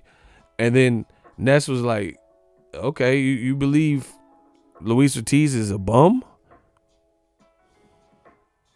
He was saying stuff like that. So there were follow-up questions to what most people would probably assume and would say, man, he's saying some radical things. It doesn't matter. It doesn't make sense. Meanwhile, Dillian White is saying, oh, name 4 people he fought. He's a bum. Like, that sounds too radical. So you give the man props for having 400 amateurs, 400 to 500 amateurs, but then you say he's a bum and he's beat no one. And that is the weakest strawman argument that I've ever heard, because we know boxing has a lot of politics. Joshua, if Luis Ortiz, I've said the same thing for years. If Luis Ortiz was given Joshua's schedule, bro, he'd be undefeated. Period. I don't see anybody that Luis Ortiz has actually beat. I mean, not whatever name. I don't see anybody that Joshua has beat that would beat Luis Ortiz. The closest you can make an argument is if you believe Klitschko would beat Luis Ortiz. But Klitschko is reserved and he wouldn't be able to lean on Luis Ortiz and his usual tactics. So I wouldn't pick him to beat. And he was 40. So they would have been the same age and shit. No, actually Klitschko I think is a couple years older. But whatever. Bro, I wouldn't pick Povetkin. I wouldn't pick Chisora or whoever the fuck, Andy, Charles Martin, whoever the fuck Joshua fought. That's what I'm saying. It don't even sound realistic. It don't even sound realistic. You're calling Luis Ortiz a bum. Then you're giving him credit for having 400 Emmys. Then you're saying he was winning every round, but he's a bum. This banter you guys are referring to doesn't even make sense. He has 400 amateur fights, but he's a bum. Meanwhile, Eddie Hearn has a gold medalist in Joshua, and they keep saying, oh, he's still learning. Oh, Joshua, don't you know? He's still learning. So a guy with 400 amateurs, he ain't complaining about learning. He's just trying to fight. Man, come on, bro. It doesn't even sound remotely believable. Do I think Parker would beat Luis Ortiz? No. You do? You think Joseph Parker at any point would beat Luis Ortiz?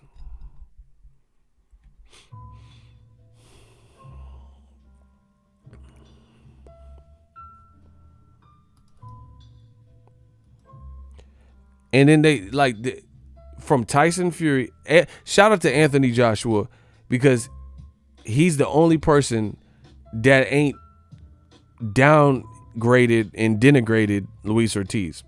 When he's mentioned Luis Ortiz, he talks with some sense. Everybody else in the UK that, of relevance, like Dillian White and Tyson Fury and everybody else, they be talking crazy about Luis Ortiz. Oh, he's a 80-year-old man. He's 140. They're not saying real stuff. I haven't heard Joshua say, oh, he's an old man, old piece of shit and all that stuff.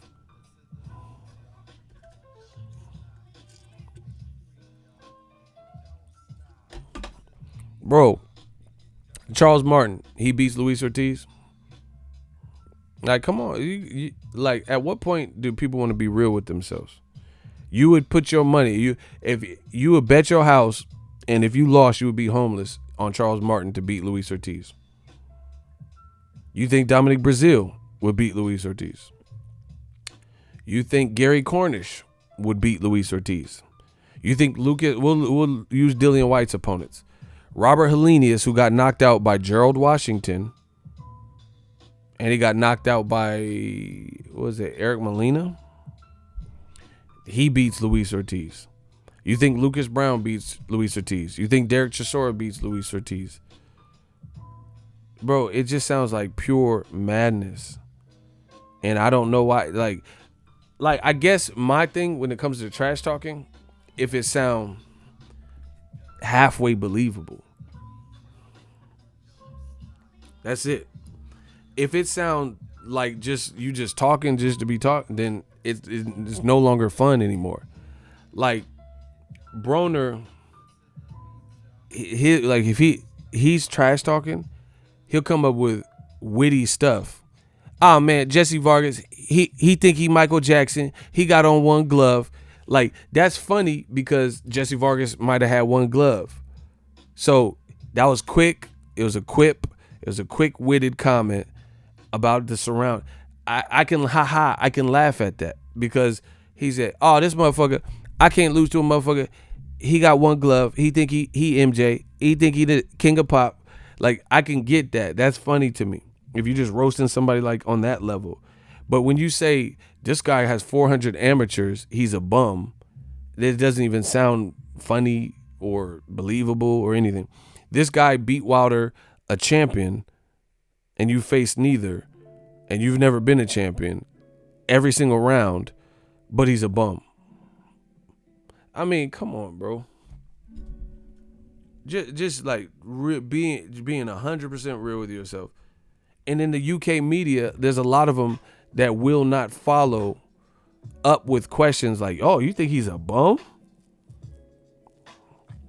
Tell me more." I don't think he's a bum. Like, you see, they never interject, bro. American reporters will interject. If somebody say some stupid shit, American reporters will interject and be like, wait a minute, a bum?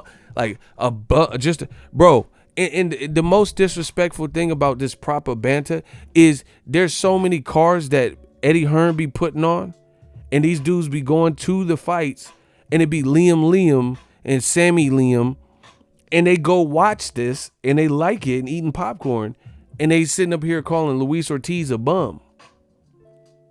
But they'll go watch Davy Price versus, Davy Jones's locker and shit like that. Bro, it just sounds insane to me. I know I can't be the only one. You're willing to watch Davy Crockett versus Davy Jones's locker, right? But Luis Ortiz and Wilder, they're two bums. See, that's what I'm saying. Like, so I'm trying to help y'all. This is why Tyson Fury and Dillian White and AJ saying this type of stuff is going to be hard or harder to resonate with American fans. I can speak on behalf of what I am, and put my 2 cents in, especially having a voice in this game. It's going to be hard to make that transition. Man, get this dude out of here. It's going to be hard to make that transition to American audiences when you're not even saying stuff that sounds halfway believable, and it sounds just really just disrespectful, and not in a good way. If you're disrespecting like on some roast stuff about a fighter because you want to fight him, then that's something. But to say a man, it's like the British humor is almost like oxymorons. It's almost an oxymoron. 400 amateur fights, but he a bum. That's like me saying, man, Shaq, that's the shortest person I ever met. It doesn't even sound remotely believable. So out of all the people you've ever met, Shaquille O'Neal is the shortest. That's the extreme and the extremities that a lot of these British fighters, especially with Eddie Hearn or Tyson Fury, are willing to take. Willing to get on camera and have proper banter and say Shaquille O'Neal is the shortest person I've ever met. You could say I met someone who's taller than Shaquille O'Neal. I got no beef with that. But if you just go outright and say Shaquille O'Neal is the shortest person you've ever met, that don't even sound believable. Because we know he's abnormal. When you say Wilder don't have zero power, that don't even sound believable. When you say Luis Ortiz has 400, 500 amateurs, but he's a bum, it don't even sound believable. And then the UK fans, y'all play a part because y'all thumb this up and encourage it and say and put comments, and it's becoming the laughing stock of boxing when you guys support stuff that is not the case. I like a good jolly old time and joke and stuff and trash talk, but it has to come within reason,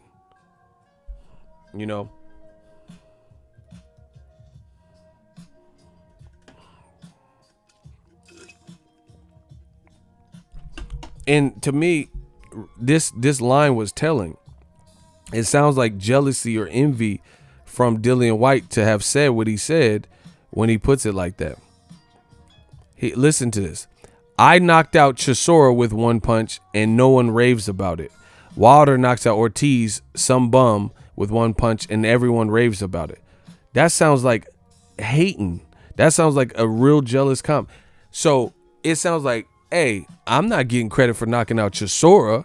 Why y'all happy when Wilder, and why y'all making some noise when Wilder knocks out his guy? He a bump, and it don't sound believable, bro.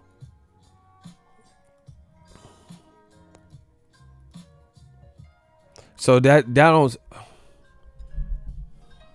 That okay, let's say there's here, I'll give you an analogy.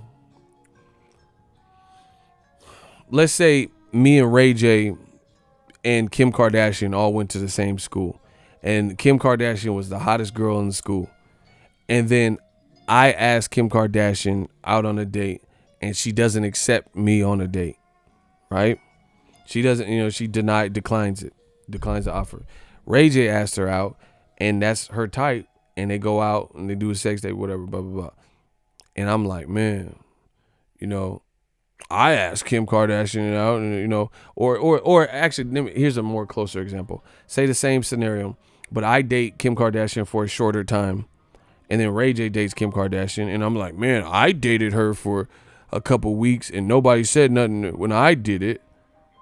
But Ray J dates Kim Kardashian, and then now all of a sudden he's on Extra and TMZ, and man, he go viral. But what about me? That don't sound like hating to you?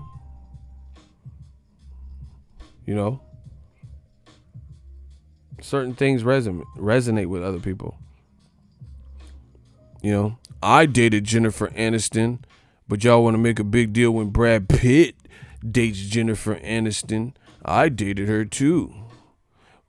Me and Jennifer Aniston, we been friends. Slow it down. I said me and Jennifer Aniston, we been friends. Jennifer Aniston, friend. Oh my gosh. Double entendres be sick.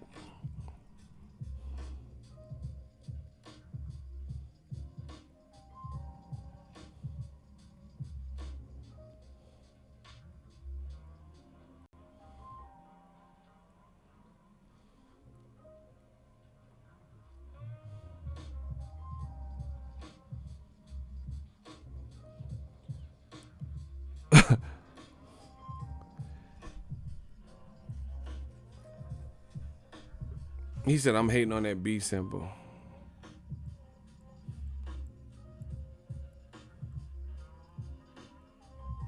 Hey, block crazy Crowdzilla. Bro, this dude's a rat. I don't care what. Bro, Eddie Hearn said he paid for the man's room. I'm not worried about what you talking about.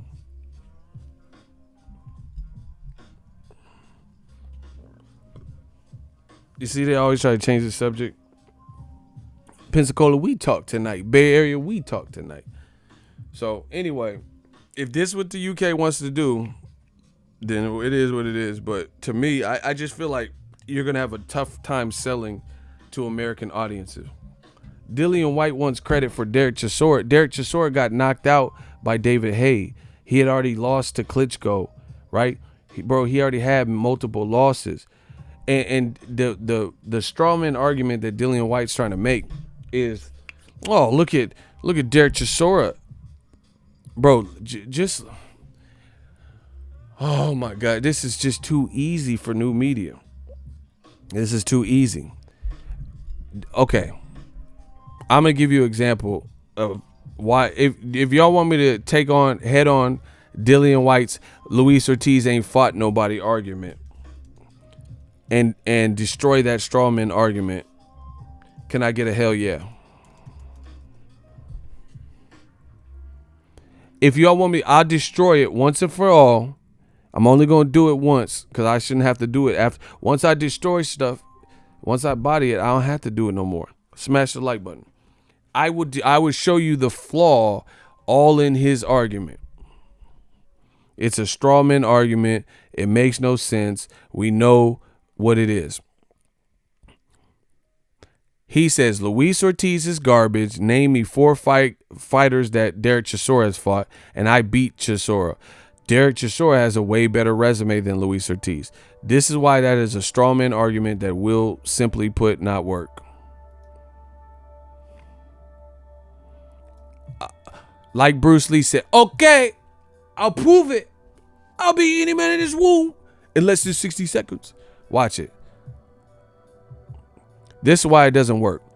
Because we know certain fighters in certain situations, when you're a boogeyman and when you're a great fighter and there's politics involved, you're not privy to certain fights. There's cold wars. There's promoters who like, oh, shook and won't give you an opportunity because you're looking too good, etc. So this is why it doesn't work. Everybody know who Terrence Crawford is, right? Everybody know who Terrence Crawford is. He's at welterweight now. There is a fighter named Terrence Crawford that, because of the political landscape and size of the streets and everything you already know about, cannot seem to get the big names at the moment. Errol Spence, Danny, Mikey. He's not fighting none of the big names because Top Rank can't facilitate that for him. He wants the fights. It's not like he doesn't want to fight. It's not like he can't beat some or all of the guys, but he can't get it, right? It's not facilitated for no reason, from no fault of his own. So this man, Dillian White's argument is that Luis Ortiz's resume don't stack up to Derek Chisora. But guess what? There's a lot of guys who have great resumes with a lot of losses, because that's why they have a great, because they're brought in to lose. They're brought in at the B side to make fights. Terrence Crawford is undefeated and a threat, and there's a political landscape that are preventing him from getting some of the better names at welterweight. Now let's look at someone else who can get fights because they're not the same level of threat and a different age and everything. Boom. DeMarcus Chop Chop Corley. Look at how many fights this man has. He currently fights at welterweight, and we'll look at the names on his resume. This is a ranked guy, Castillo Clayton. He fought Vivian Harris. He fought Hammer and Hank Lundy. Vivian Harris again. He fought, let's keep going, Anthony Yigit. He's the one that had the eye got messed up. Manny Perez. He fought Selchuk Aydin, who Robert Guerrero beat. Victor Postal. Paul McCloskey. Here we're getting to the good stuff now. Gabriel Bracero, who Paulie Malignaggi fought. Ruslan Provodnikov. Thomas Delorme. Lucas Matisse. Marcos Maidana. Freddie Hernandez. Right? Let's keep going down. Randall Bailey, who Cotto fought. And Devin Alexander. Ashley Treasure Theophane. He fought Devin Alexander. He fought Junior Witter. He fought Miguel Cotto. He fought Floyd Mayweather Jr. He fought Randall Bailey again. He fought Zab Judah. Bro, look at this man's resume. His resume killing. Bro, who you know fought Floyd, Zab, Cotto, fought Devin Alexander, fought Ruslan. Just look at this. This man fought Ruslan Provodnikov, Lucas Matisse, and Marcos Maidana. He fought 3 insane punchers. He fought technical guys with skill. Floyd Mayweather, Zab Judah, Miguel Cotto. These are legend, bro. This is all on his resume. But he also has, if you look at it, several losses, bro. So his resume is like resume for resume. Terrence Crawford resume don't look like this. But again, I'm sure it's easy for Crawford, or it's easier for him to get a fight than it is for Crawford to get a fight right now. And that's the case in boxing.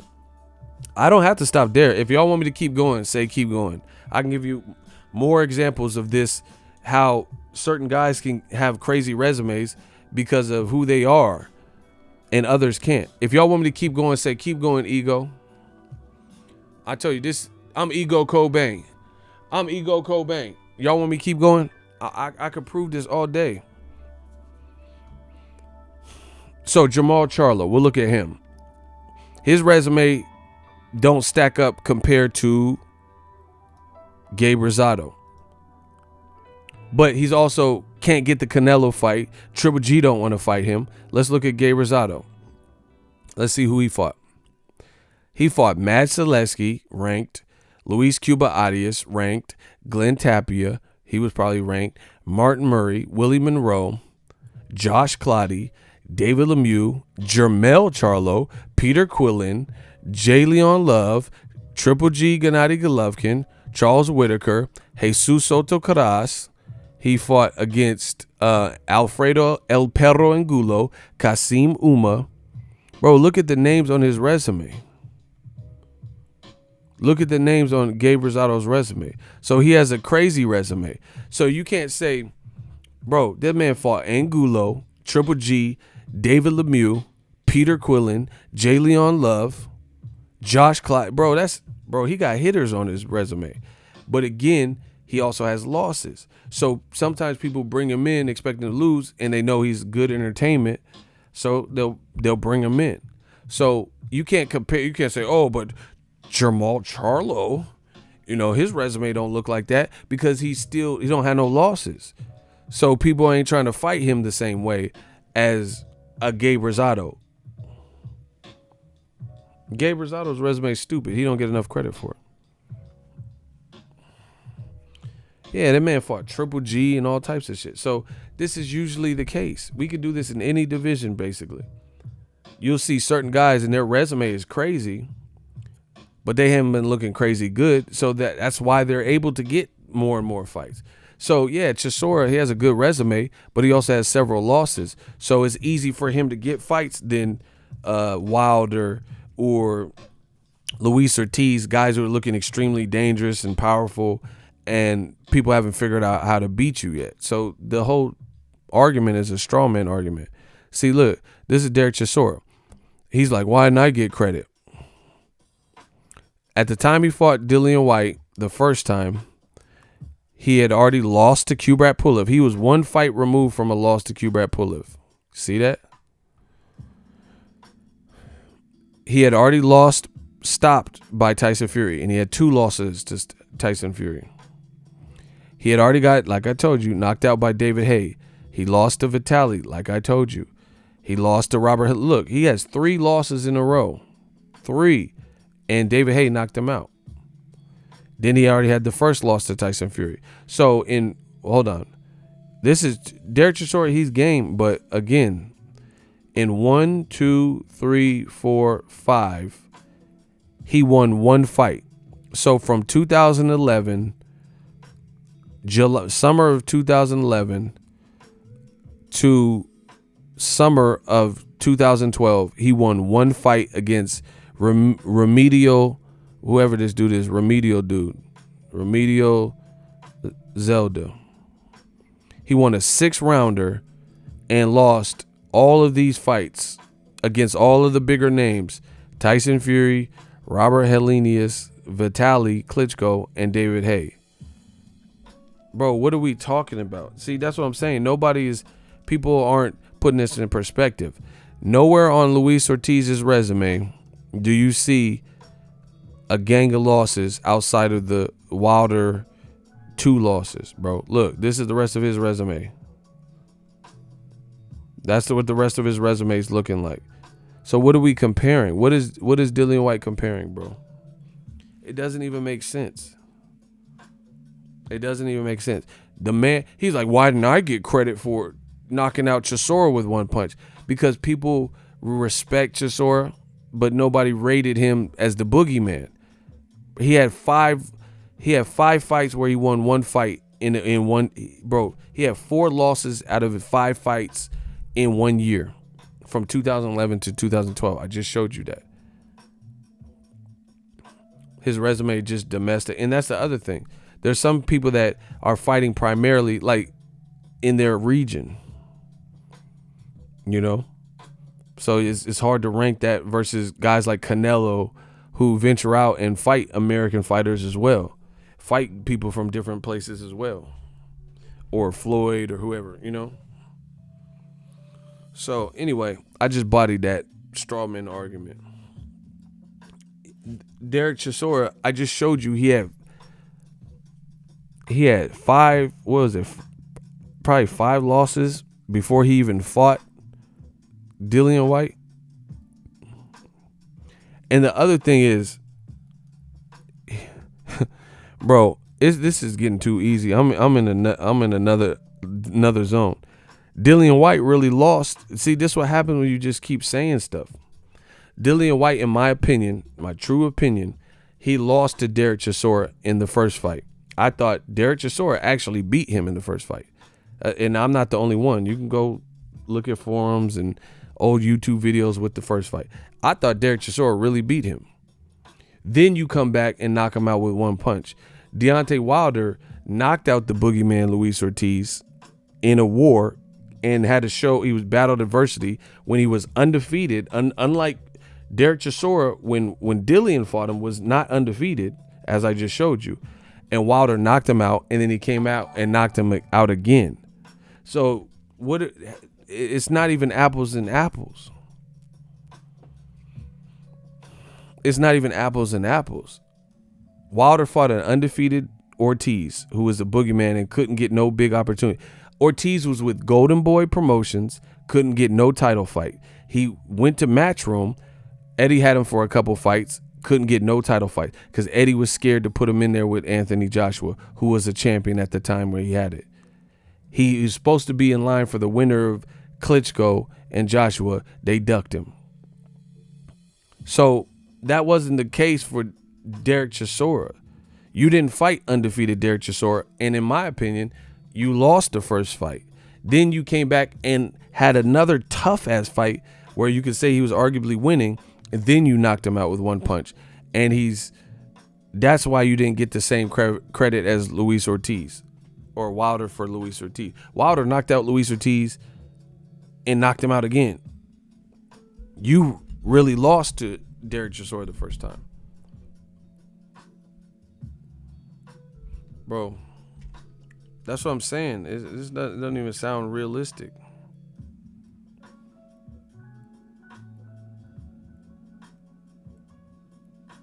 It really don't.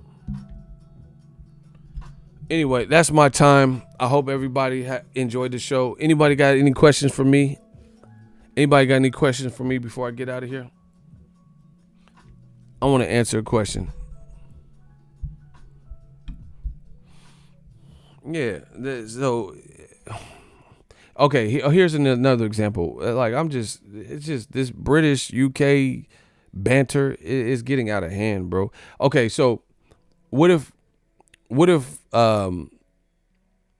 that's like saying Chris Hemsworth fucks Selma Hayek. She bad to me. I don't know. Who's the baddest chick in the game right now? I still like Selma even though she's older. Who's the baddest chick in the game right now? Who's fine? Listen, I got an analogy for you.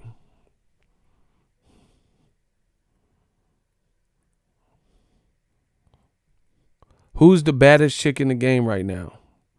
Okay, Selma Hayek. Who else?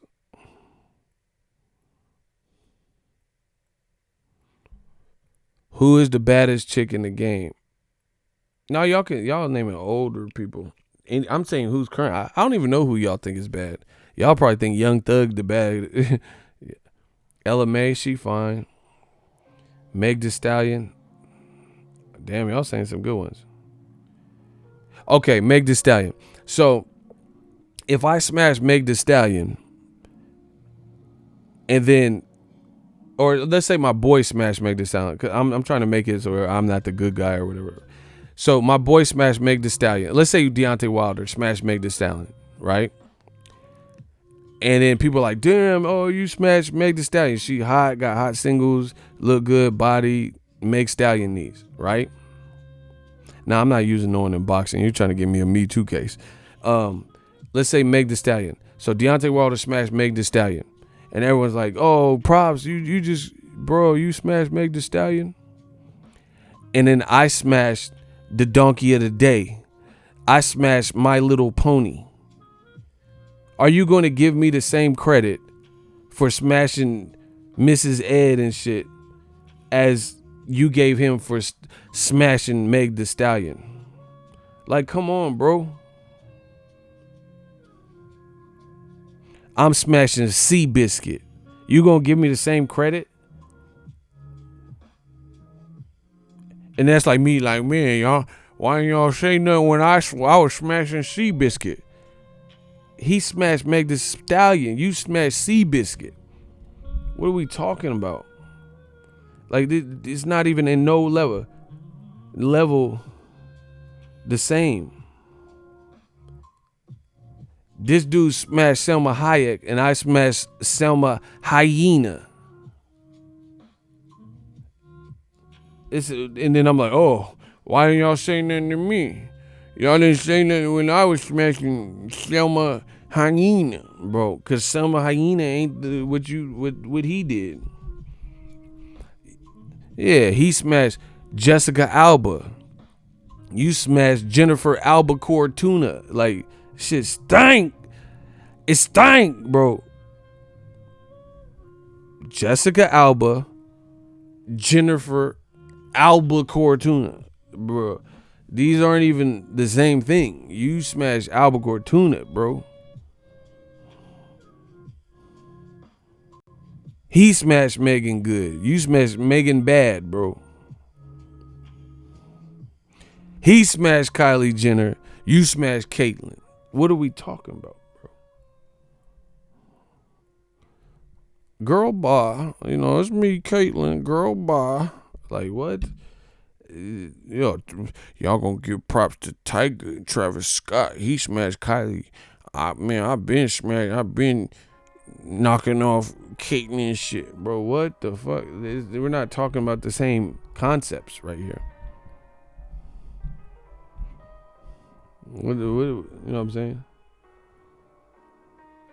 Yeah, you gonna give Will Smith a bunch of credit because he in the blockbuster movie Independence Day. I was in fucking 1492 Columbus Day. Bro, we don't give a fuck about Columbus Day. You feel me?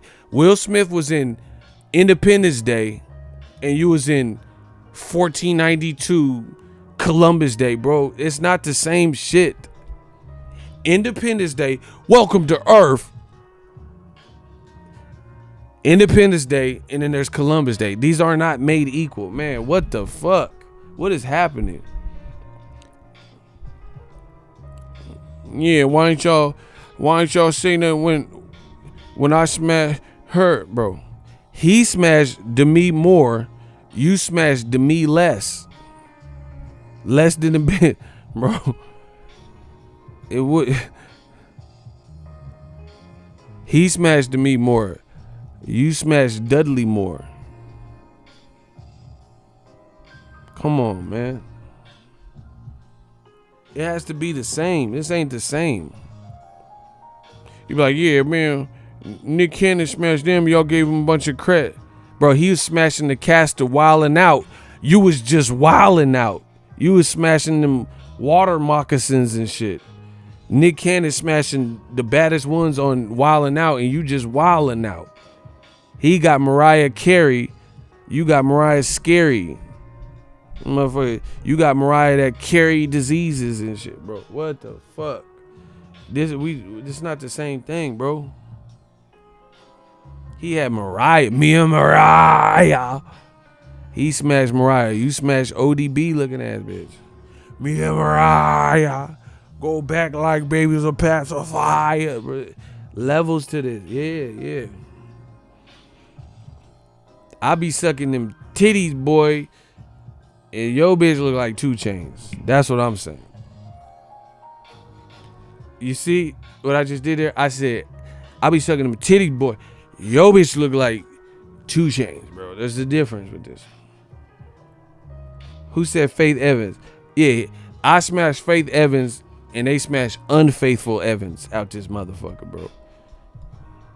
Unfaithful Evans. There's a difference to that. Bro, get this rat out of my face. Do you think pay-per-view has been too high? I think you're too high. Leave me alone. I know you're a rat. I don't care what you're talking about. Gotta go. The best 19. We gonna send your ass right back to 1990 when you were born and put you back in the womb. This man keep asking me about pay-per-view. Motherfucker, I am pay-per-view. I'm what they pay to see. You see the super chats. I'm the pay-per-view. I don't care. I know what you're trying to do. It doesn't work over here. New media. We the gang. Digital mob. Bro, get him out of here. Bro, I need my shooters to stand up. You know the rats is coming. Trying to set me up with stupid shit. Don't you think Americans are spending a little too much money on pay-per-view? Bro, I'm not even talking about pay-per-view. I don't care about pay-per-view right now. You a rat. Get these dudes out of here, bro. We just do things a little different. I'm from the Bay where we dance a little different. These rats think they be coming in smelling the cheese. They see the super chat. They smelling this cheese. They want to be a part of it. They want credit for smashing Big Shirley. Facts. There's a difference between Shirley Temple and the Temple of Doom.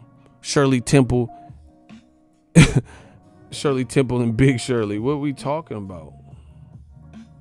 You don't get the same credit for the generic version. It's just like generic cereal.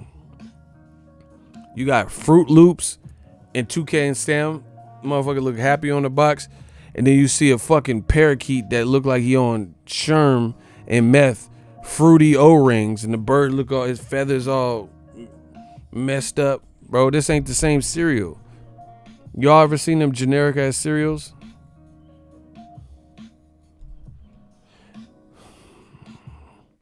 It'd be like Rice Krispies. They got the regular Keebler looking dudes on the Rice Krispies, snap, crackle, and pop. Bro, you see them Rice Crispers and shit. And the three dudes look like the cast of Breaking Bad. Like, this ain't the same. This ain't snap, crackle, and pop. This is smack, dope, and rock. This ain't the same shit, bro. Rice Krispies, snap, crackle, pop. You got Rice Crispers. Smack, dope, and rock. Bro, I got the most bars. They not messing with the bars, bro. Cheap ass cereals. He said Fruity Pebbles. Yeah, they reduced to apple snaps and shit, bro. Where the rest of the fruit? I hate them cheap cereal, bro. I don't buy it. Y'all cheap as fuck. Y'all broke as fuck. That's what that is. Y'all motherfuckers broke as shit. Y'all can't even just pay the extra 75 cents and get the real cereal. Motherfucking, I'm eating the Cinnamon Toast Crunch. Y'all eating Cinnamon Toast Dust and shit. What the fuck?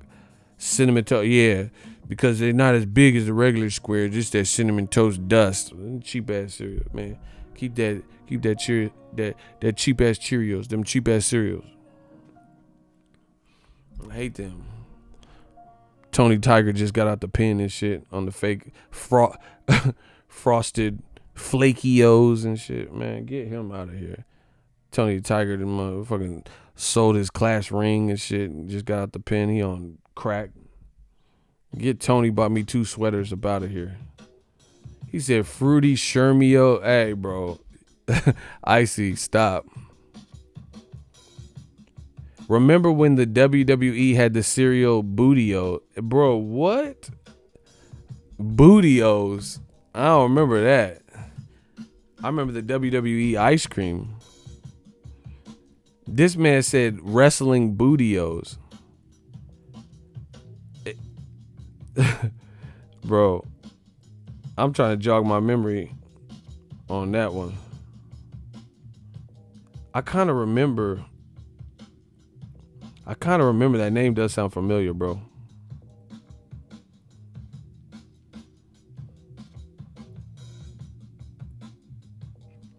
Hey, what the fuck?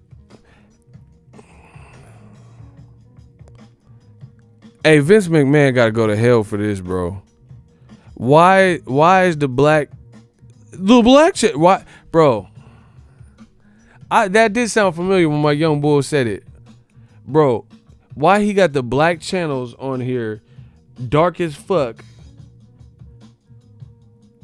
with some Bootios and dread, bro? What the fuck is this? This motherfucker put Lil Scrappy on the goddamn cover with the story of OJ character. Wow, bro. Why is Lil Scrap? And he's chilling on the Bootio. Man, what the fuck is this? This man put Wale on the shit. Who is this? Look, he can't wait to get some booty. He been waiting all day for the Bootios. Look, he got the spoon ready. He got a big ass, Bro, they got this looking trifling, bro. He got that big ass cooking spoon and shit. I can't wait to give me some of them bootios. Bro, look, motherfucker got Wale on this shit. And look, blacks don't share, you know that. Look, he got this big ass bowl. You better put some water on that damn shit. He ain't even sharing the booty. Man, get this shit out of here. What the fuck? This man, that look crazy. Why they all dark skinned though?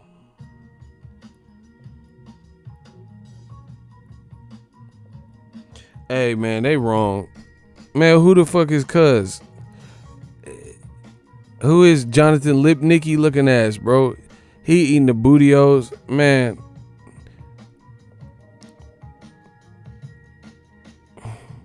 Like they say, hate on us because the culture is contagious. Man, they hate on us because the culture is contagious. Why booty though? I don't know, bro. I don't know.